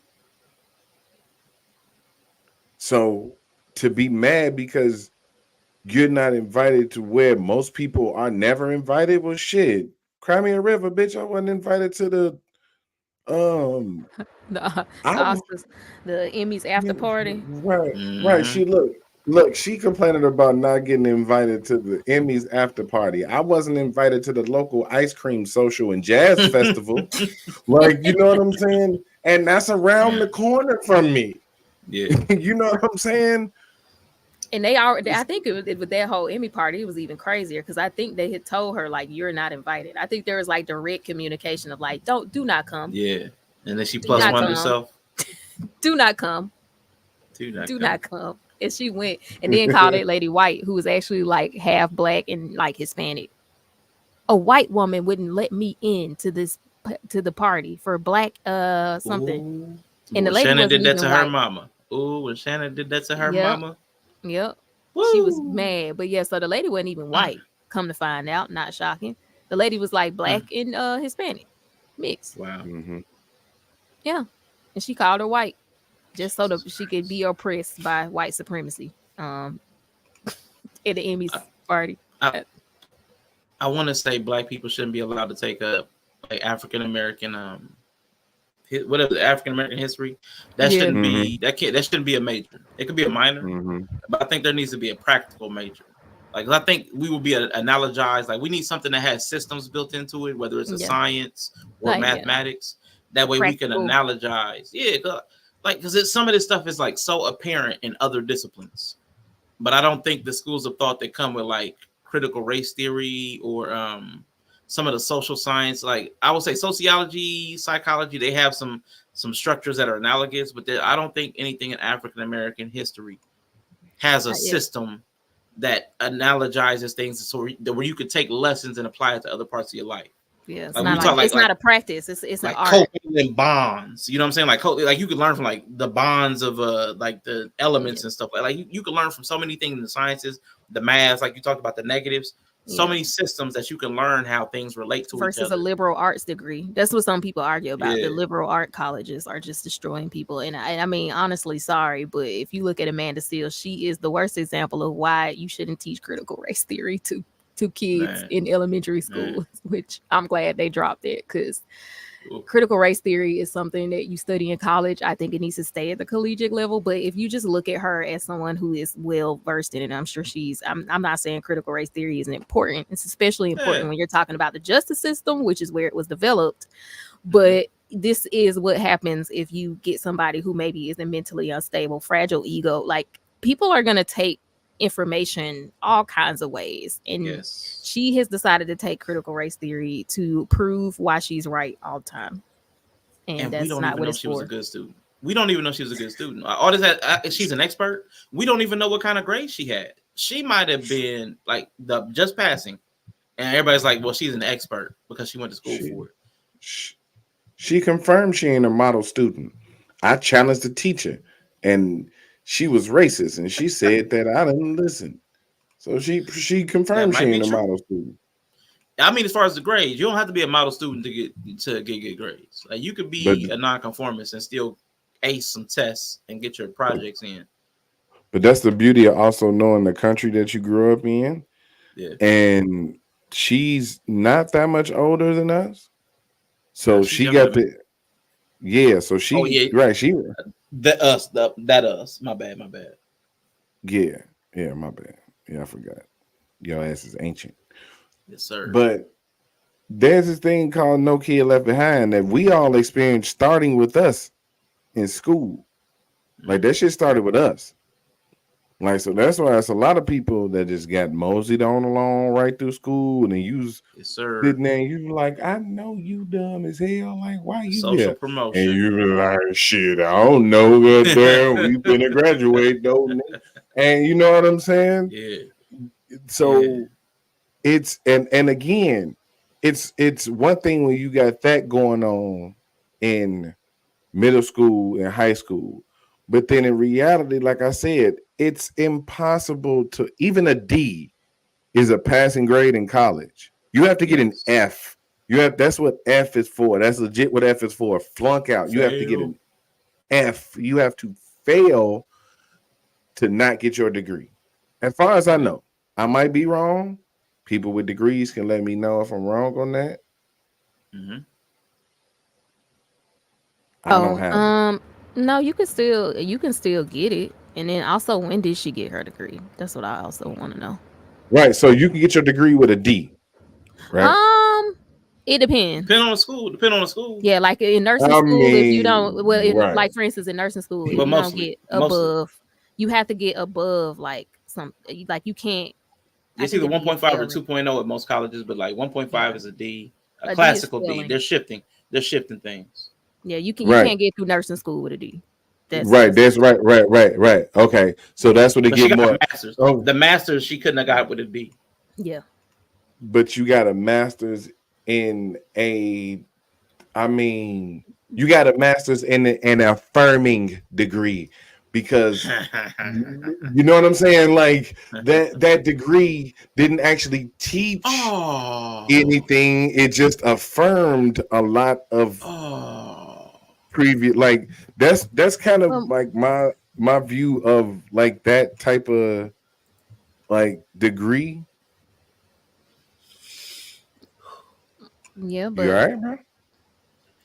No, I know I heard this before, but it didn't hit me the same way. She has a master's degree in African American studies. Yeah. It wasn't a minor in hip hop. It was a concentration in hip hop. Hip hop. Oh, come on. Okay. And then depending on how long ago it was, I mean, something like in most scholarly things, like if you're not actually practicing it within a certain amount of time, it's almost like not even relevant anymore. I'm glad you said something. Come on, man. How the hell is she supposed to fail a hip hop course? Come on. Y'all so trash, bro. Come on, man. Come on, man. Come on now. Come on. And I guarantee you, look, Midnight Snack is the motherfucking beast in the Fred boat. I guarantee you, Midnight Snack's hip hop. You are the worst. Playbook. Wait, man, hold on, bro. It gets worse, man. I mistakenly pulled up, man. I should not have picked up her Wikipedia, right? Because now I can't stand the fact that Wikipedia allows people to edit. It says in controversies. In 2019, Seals was involved in a controversy where many people mistakenly reported that she had accused former NFL player and neurosurgeon resident Myron Rowe of sexually harassing several women. I saw it with my own eyes. Ain't nobody mistakenly report. She mistakenly reported. Right. Oh my God. Why did she had 8 other women who said he was a sexual predator? Come on, man. Yes, I saw the video today and yesterday. Come on, man. And she's the martyr. Are we doing? Y'all know she defended Jussie Smollett. She probably did that edit. I was gonna say herself. That didn't. You said that, and for some reason that didn't even move me. That was just like, yep, makes sense. Like, yep, sounds. She said it was noble. Oh yeah, it was low key noble. Yeah, she said it was low key noble. Uh-huh. I remember that. She was like, because I think she was on the View. I'm not on the View, on the Real. Yeah, the And she real, was yeah. like, it was low key noble. So no wonder why she felt comfortable lying about having autism. Because it's bringing awareness. That's what she's like. It's It brings bringing awareness awareness. to things like this. Oh my God, we didn't got Smollett it again. Smollett 2.0. She said, This if is it wild, brings man. if it brings attention to a cause, it is noble. Jesse I Smollett mean, 2.0. Hey, she off, bro. She be having them manic eyes. I'm telling you. I be looking She's at her. like, I you was know like, she's what? something off. She her ain't. middle name is Ingrid, man. You can't trust somebody with that middle name. Ingrid. Ingrid. That's the most white Swedish middle name. Oh wait, she West Indian. I know a West Indian Ingrid. That might be a thing over there. I know this Ingrid. old West Indian lady named Ingrid. Yeah, she got to be at least 80. I don't mind an Ingrid Yeah, over 75. she's definitely like 80. No, you're not finna be 30 something, Ingrid. 40 something. Ingrid. How old is she? 42, 43, somewhere around there. Oh, she 42. Damn. I'm triggered. Yeah, she's 42. Yeah. 40s is kicking their ass, boy. I'm Yes, I'm sir. triggered. That's when I was on CTV and I said I don't fuck with boomers or Gen X. Somebody was like mad about it. I said they probably 40. But Oh, you yeah. know what though? I'm gonna say this and I'm gonna step away for a hot second. I realized where I got my original disdain for Amanda Seals, Okay. and because I went on her Wikipedia too. Not that Wikipedia make you have disdain for her. Triggerpedia. Remember? No, because I remember the origin story, the root of it. Y'all remember My Brother and Me? Oh, she was on My Brother and Me. Yeah. Blaze mentioned it. She was on there. She was his sister. Oh my God. She was I so forgot about that. irritating. She was so irritating and She always annoying. played the same character. She always played the same character. Yeah. Oh my Wikipedia. God. Oh my God. She planted the seed early that she was irritating. She just steal that character. She But ain't got I out don't of think character she's yet. playing a character because she said she corrected her teacher. So That's Yeah, what I'm saying. Playing Maybe herself. she is. She's selling the gimmick, y'all. Long term booking. She keeping kayfabe. if she Long-term wasn't light booking. skinned and looked the way she did, she couldn't play the same character archetype. The spoiled brat who know everything. She's just fitting into. She's the precocious child aged up. Oh yeah. This is her. That's ugly. This is My Brother and Me all grown up. Mm-hmm. Oh no. She wasn't playing a character. And then she's probably like, it's even worse because you're like playing Shout out to yourself on TV and then like getting rewarded for that and just constantly playing it. That's who she was on Insecure. So this is what we never had a verb for, like a term for, but this is girls will be girls. Like, you know, the way boys are, like boys are, that boys will be boys, but it's problematic. This is girls will be girls. The hyper verbal mean girl stuff tuned up and thinking they can get away with it because they can, like, no. Right. This is the girls will be girls. Yep. Light skin energy. That's also what we call it. Okay, let me talk the sidebar. Let me, because this is just me, y'all. This is just me. Nobody has to, subscribe to what I'm offering here. I have a problem. I was listening to somebody and they was talking about her and they said beige rage, and I hate. Beige I don't know. rage? Something about me doesn't. Yeah, beige rage. Now, and I've heard comments like that. People have used it with a DJ Envy. I think somebody lobbed it at Yella. Beige like the colorist jokes. I know I've made some, but some of them bother me. Like if it's like group based, like if it's just like, okay, Yella, hi Yella bastard, I'm with it. That's just like colorism. Yeah, it's the thing. Yeah, but group colorism as opposed to individual, I don't know why, and it's probably hypocritical. It can only be. I feel like if you're gonna start racism, colorism, it has to be a group thing. But I mean, it's a known thing. Like all these beliefs people have because of like I say I got a little light skinned daughter with like light hair, the same color as Amanda Seals' hair, like, and we be saying she be on her light skin energy, and like some people say this, but there is, but I mean to the point. That is the caricature she's played in all of her roles. Is this stuck up light skinned girl you know, like she always plays the same character. Yeah, And the bougie yeah, the girl. bougie kind of spoiled, you know, whatever. She's always played that character, and that is because it is a caricature. It is a thing. Not to say that it's true, but it is Yeah, the thing, and that's yeah. probably why she always plays that role. Just like the bougie auntie that you see in all the black, it's like that rich auntie who's mean. Like we have a lot of character or archetypes is probably what I'm thinking of. Archetypes within the Yeah. black culture. And the light skinned bougie girl who's a little stuck up is one of those archetypes. I mean, it's not Yeah. necessarily, I don't think it's positive or true. Yeah, I get it. I don't know, for some reason, like the light skin energy, dark skin energy, for some reason that gets to me, and I probably have some level of hypocrisy, but I hate Maybe that. you've I don't even know why. been a victim of it or something. I wouldn't even claim victimhood on it. I know because of my skin color, people have made jokes about my skin color, and I Yeah. don't take it away. Like I don't even know how to verbalize it because it's not something I've ever talked about. Like if you were to sit here and talk about my skin color, it wouldn't bother me. But if you did the grouping of whatever my skin color would be, if Yeah. there was a label for it, and you're Yeah. like, oh, it's those people, then it Yeah. would bother me on some level. Yeah. And it's still so rampant. Like even on TikTok, Yeah. you go in there, the dark skinned guys versus, you know, this and light skin, you know, Drake, every time he rage out, you know, it's Drake being, you know, it's still a thing. You're a victim. Thanks. I think he too in the Thanks a middle. lot. I don't think he's anything to have felt. But also like with her having her specialty. I'm triggered. Her having her specialty, it was interesting because her and Shannon Sharp, I think, are two opposite sides of should be have experienced colorism. So there's still some places where they can relate. Like they're not in the same, but he's a dark skinned man from the South and he has a very Southern accent.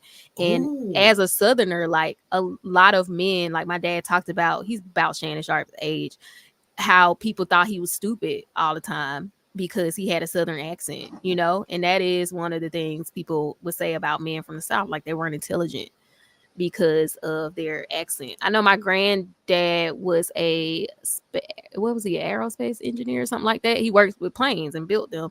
And people, when he moved up north, they would treat him like he was dumb because he had a Southern accent, you know?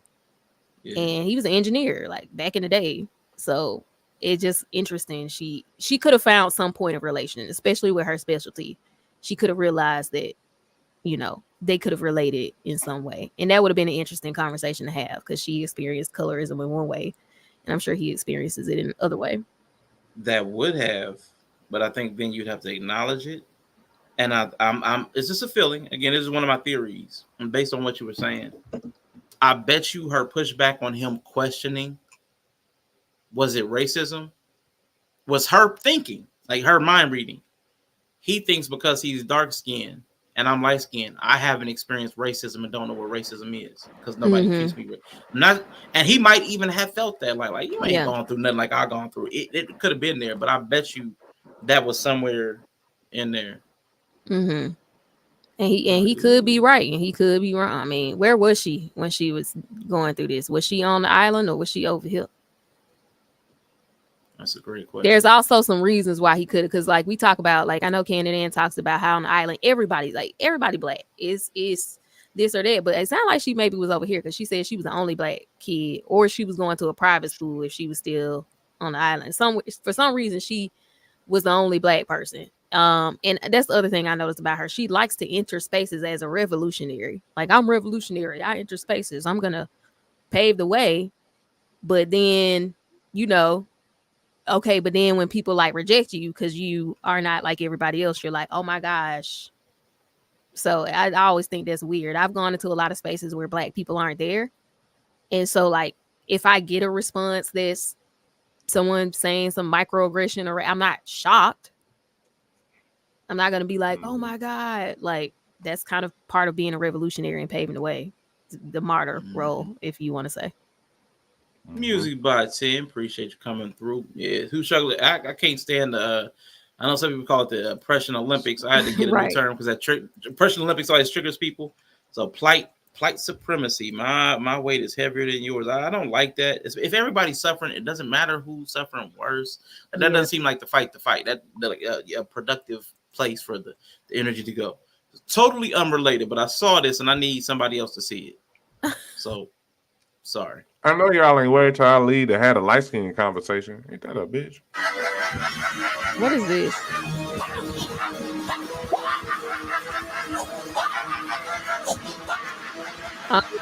He's all right. Give it to him, Pat. Nah, he getting some drizzle. Drizzle, drizzle, Yes, yeah. sir. That holy drizzle. He's all right. That holy He drizzle drizzle. Two-handed. This is so disturbing. Two-handing the Lord. What I was is like, he oh my doing? God. I don't know, but it's talking about if your pastor ain't hollering about Two-handing the Lord. I'm about to head out. But I needed somebody else to see that. I needed somebody else to see that. Not need to Sorry. see that. Yeah. That's Sorry. bear Sidebar. behavior. Sorry. That's bear I behavior. saw that. And they talk about if your preacher ain't preaching like this, if your pastor don't close like this, he ain't preached. I'm like, nah, I do not want my That's bear behavior, guys. You are not safe. Get out of there. Oh, Mark safe from the preacher.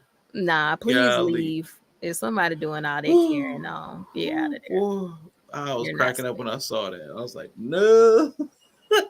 Sorry, I just had somebody else had to see that. Now I'm just gonna be thinking about this man double fisting this mic. Like, it's crazy out here. It's crazy. And people be feeling safe. Like stuff like that makes me feel unsafe. Not like a man breathing within 5 feet of me. Like and women be all in the church. I like, how do you see this and be like, I'm safe here? It just does not. I don't feel safe. It feels weird. It feels like I need to leave. Yeah. So let's get ready to wrap up because me and Yella do have that stream in about 2 hours. So what are some things? How can people know that they're the asshole? How can people know that it's them? Do you have anything prepared, Bree, that you could let us know? Some things that we might hear or see. Yeah, let me get my paper of quotes. Yeah. Now, you know what? Hold on. The money. And I want to say, I'll go. Let me go first then. Shout out to everybody for coming through. Be back here in about 2 hours for Beat Bracket. Yes.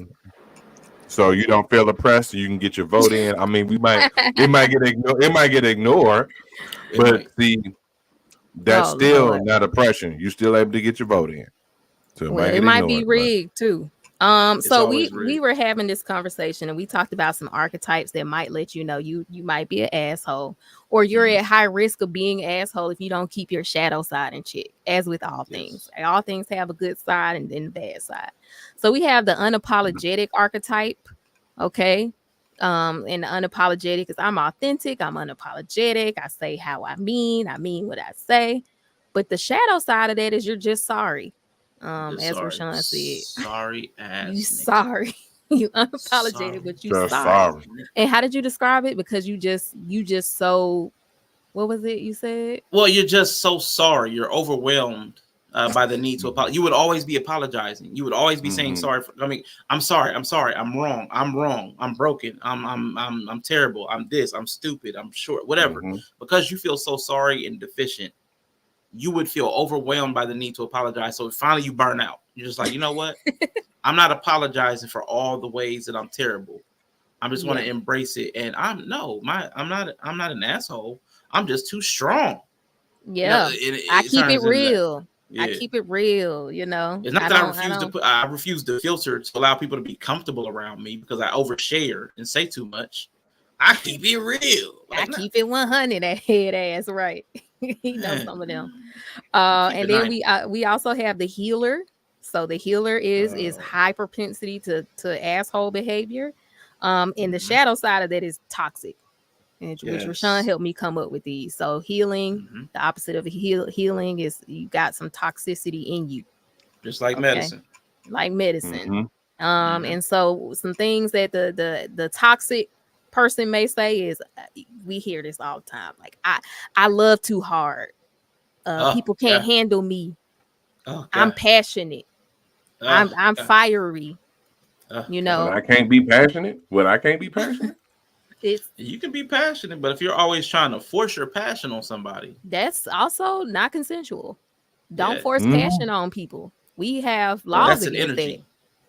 Passion is an energy, and if you're forcing your energy into somebody, You forcing your passion into people Yeah, who didn't consent. didn't consent. Interesting. Yeah, you gotta Okay. somebody. They gotta invite your energy in. If they didn't ask for your energy, don't put it in them. Why you made me so uncomfortable when you said that? I mean, it's just the truth.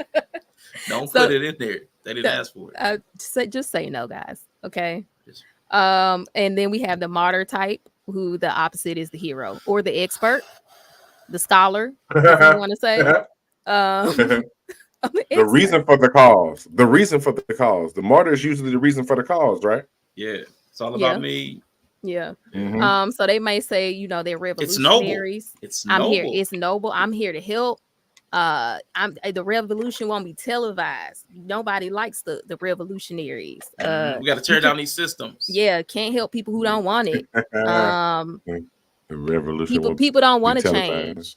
People don't want to change. People don't want help. Okay. So if you said any of these things, check on your shadow. Please get consent from people before you passionate them, transform, and save them. Save them. People don't want to be saved. And that before we go, that was one of the things with people don't want to hear it because I'm pointing out all the problems and I'm here to change things. And it's like, we having a conversation, girl, on a leather couch drinking cognac. And also it's actually not your job, because with all this degree you claiming, you sunning me with, saying that this is why you're doing this, you ain't did no work in the field you got a degree in since you got it. I'm here to help. But I'm here to help you. And you resisting my help. You pushing back against me. And then I'm here to help you. And then you play a toxic archetype in the community. You claiming to be here to help.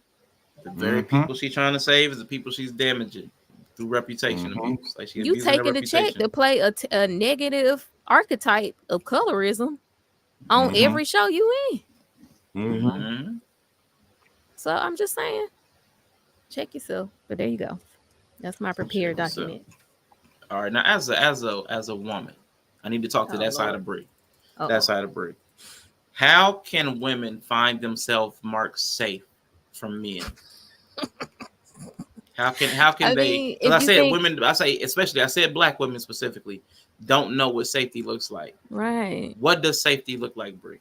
Can an unsafe person really hang around a safe person?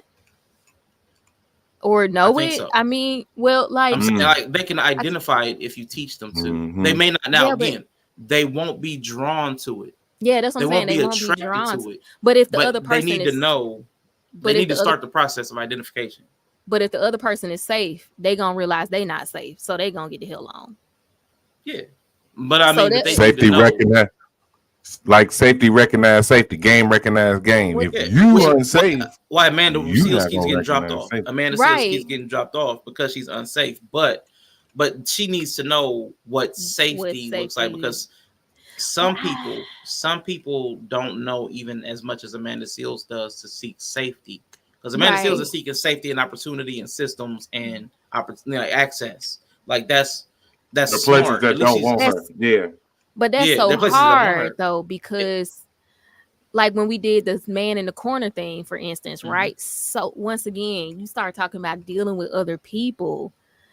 It's really hard for me to say like how to identify, because okay, like the man in the corner, they don't really say nothing. They say a very neutral thing to start. And then depending on how you come at them, that informs the rest of the conversation.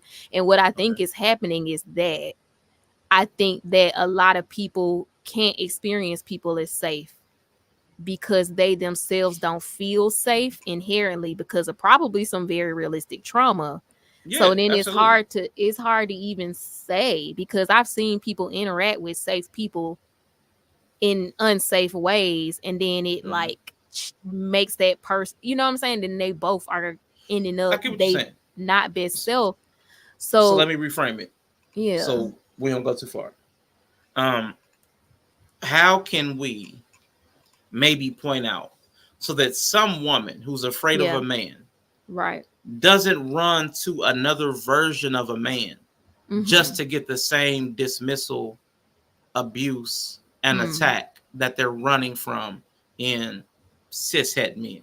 How can Yeah. they identify the same treatment in women or gay men? How could they identify? How can they Oh. short circuit the thing that's filtering? Well, because it's not a man, it's not harmful. Oh, like That's how what they I mean. can they How identify can they like take the blinders off so that they can see this behavior that it's not straight safe? men do is the same thing that I'm seeing this from women like Princella or gay men. Oh my Like God. how can you take that blinder off? Because that's important Yeah. because people are in toxic environments and being abused, but because it's or being exploited, but they don't Because it's because it's not not who a they straight looking man. for. I mean, yeah, because it's Right. not a straight man, they don't see the danger. So how can is there a Ooh. can you conceive of something that can short circuit that bias? Hmm. I'm trying to think because I think it's inherently just thinking you're safe because the other person isn't. And then I Yeah. can't even say what are you getting from it because a lot of times they're getting their ego stroked and like it's sugar, it's very sweet and it sounds great and perfect. So if somebody is like almost, you don't want them to be an asshole, but if somebody is always like too, like that's what I was saying about them, like too always right. I feel like it's just they never say anything you challenge, and then if you do challenge them, like they kind of get weird. Like I think that's always a sign.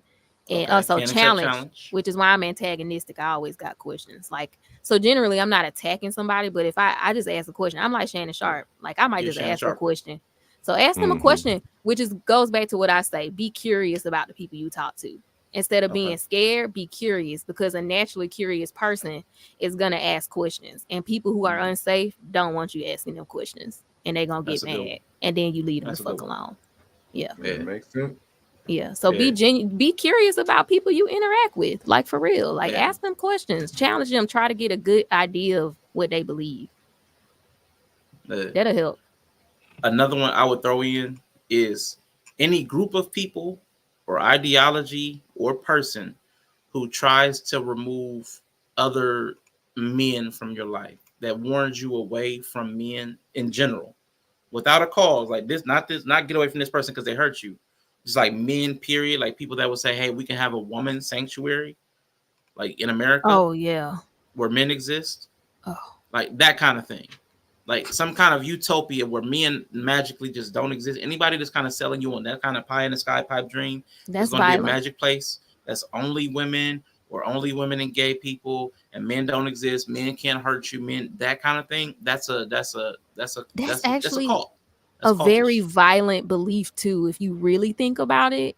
because Because they be the eliminating first men, one is they the first one to be like, oh, violent language. But that's a very violent to like tell erasure. someone who stays in a place that has these people freely around that Yeah, you want to create a place where they don't exist. Like the it's inference there erasure. Right. is crazy.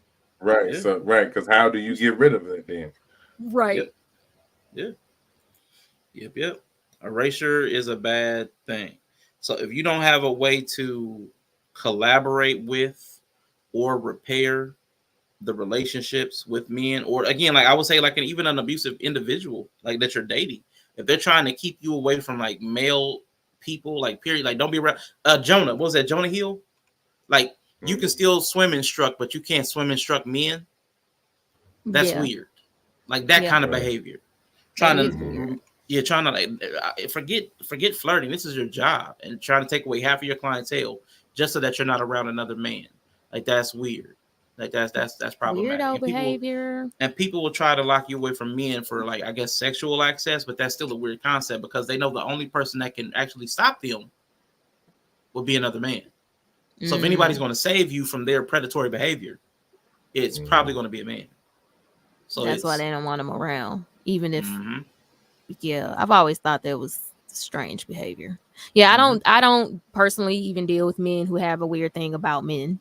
Like mhm. y'all know, I got male friends in real life. I'm not hanging Right. out at their house, have painting nails and nothing crazy, but like I Yeah, couldn't be with a man who was like, you cannot talk to any other man. Like that's not yeah, normal. yeah. It's not normal. So And yeah, it's not practical because we live in a world with men everywhere. Where would you go? Like, how would you have to shape your life to not interact with men? right. It's too problematic. It's the same. it's the same. Trying to eliminate men from American society is the same as trying to accommodate every person's neurodivergence. When we're saying that everybody is unique, it's not practical.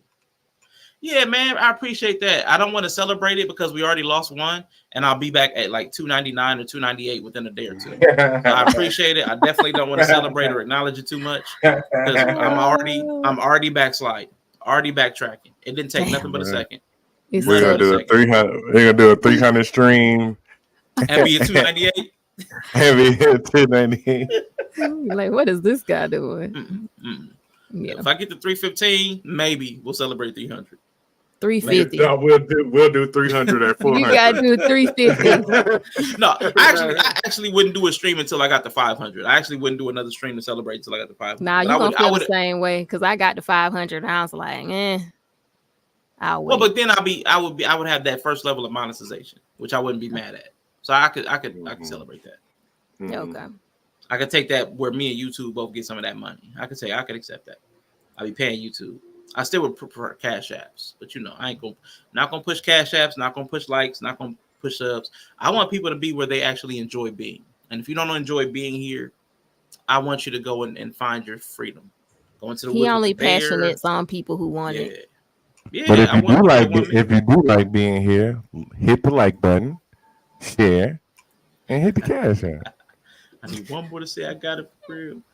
Yeah, go ahead. But listen, what y'all need to do, like, man, it's still his birthday week, man. Yeah. Hit this cash app. Gang. Hit that cash app. Y'all need to put a QR code on here. The QR code. You know, I wouldn't. This was just an overlay for the thing. If I had thought about that, that would have been smart. But yeah, man, go ahead and send a birthday love to Cash App, man. Yellow Pill Coffee Co. His birthday just passed, just 2 days hence. So, man, shout out to your boy, man. Definitely a little bit older. He's not as old as Amanda, not as wise as Amanda, not as black as Amanda, not as safe as Amanda. But he's still a person. He's still kind. I'm as light skinned as Amanda. You're a little lighter. Yeah. A little lighter. Yeah. And so send some love to your boys. We're going to be back here with the beat bracket in less than 2 hours. So I definitely want to get out of here. But is there anything last things y'all want to say? Let's go. Scary Barry. Roar, women. Hurt women. Exploitation. In the immortal words of Papa Bear George Hallis, bear down.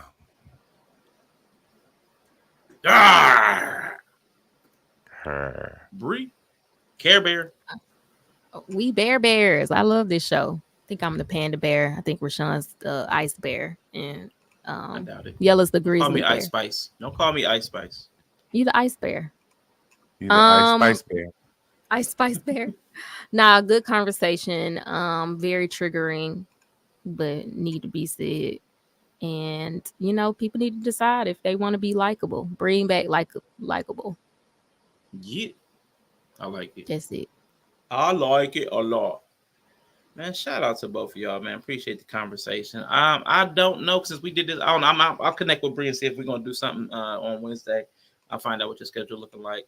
Otherwise, y'all, I will see y'all in a couple of hours here for Beat Bracket. Those of you that choose to. Friday's Beat Bracket. I think the thumbnail's up for that as well. So definitely tonight, definitely Friday, possibly Wednesday. Don't know the topic. Talk to you later. Do I have an outro? I don't think I did a new outro. Oh, no, I was doing the beat bracket stuff. Okay. All right, cool. So I'm going to do the beat bracket outro that Yella doesn't like. But I made a new one. So we're going to see tonight if he liked the new stuff. God bless the food, goddammit. God bless the food. Now, I'm going to tell y'all something. I'm going to end this goddamn thing. Look, where's that goddamn money bowl at? Who got that money bowl? We're taking that money right now before you leave this bitch. We ain't leaving out of here for free, motherfucker. Where that money bowl at? You can give more than what you've been giving. And so if we had 500 people give $10,000, if we have 500 people give $10,000, we can raise $1 million in one day. Amen. Lord, I also break a stingy spirit because I sense that there are some heavy hitters watching me tonight There's some people that can give 200,000, 300,000. They can give 50,000, 20,000. They had it saved up. But God, that's a stingy spirit on. There's a spirit of fear. Shameful shit. Yes, sir. So I break that spirit of stinginess. Some of you are just giving maybe a little money, $10 here, 20, when you know you have thousands of dollars. Don't be like that. Come on, tell me what you can give. You have money put away. Tell me what you want. You have money in accounts that you know you are sitting on. Yes. And it's not right that you come into a ministry like this and get the presence of God and the glory of God. And it's hard for God to get your natural things. You should be willing to give when you have finances. Jesus. Glory! You have finances that you have to give, but you're holding it up. You will have it saved. You have it put away somewhere. God wants you to sow that right now. That you have large amounts that you have in savings or annuities, or you probably have to go in a CD and break it, but God is giving it to you. You need to sow it tonight. Anything. These raggedy ass niggas running around here. We built the world. He never built anything. Something wrong with his mind. Something wrong with the black man mind. You niggas is crazy. Tell him again. But if you're tired, take a nap. That's probably the most spiritual. Take a nap, y'all. Take a nap. Be back here at 7 p.m. Eastern, 6 Central.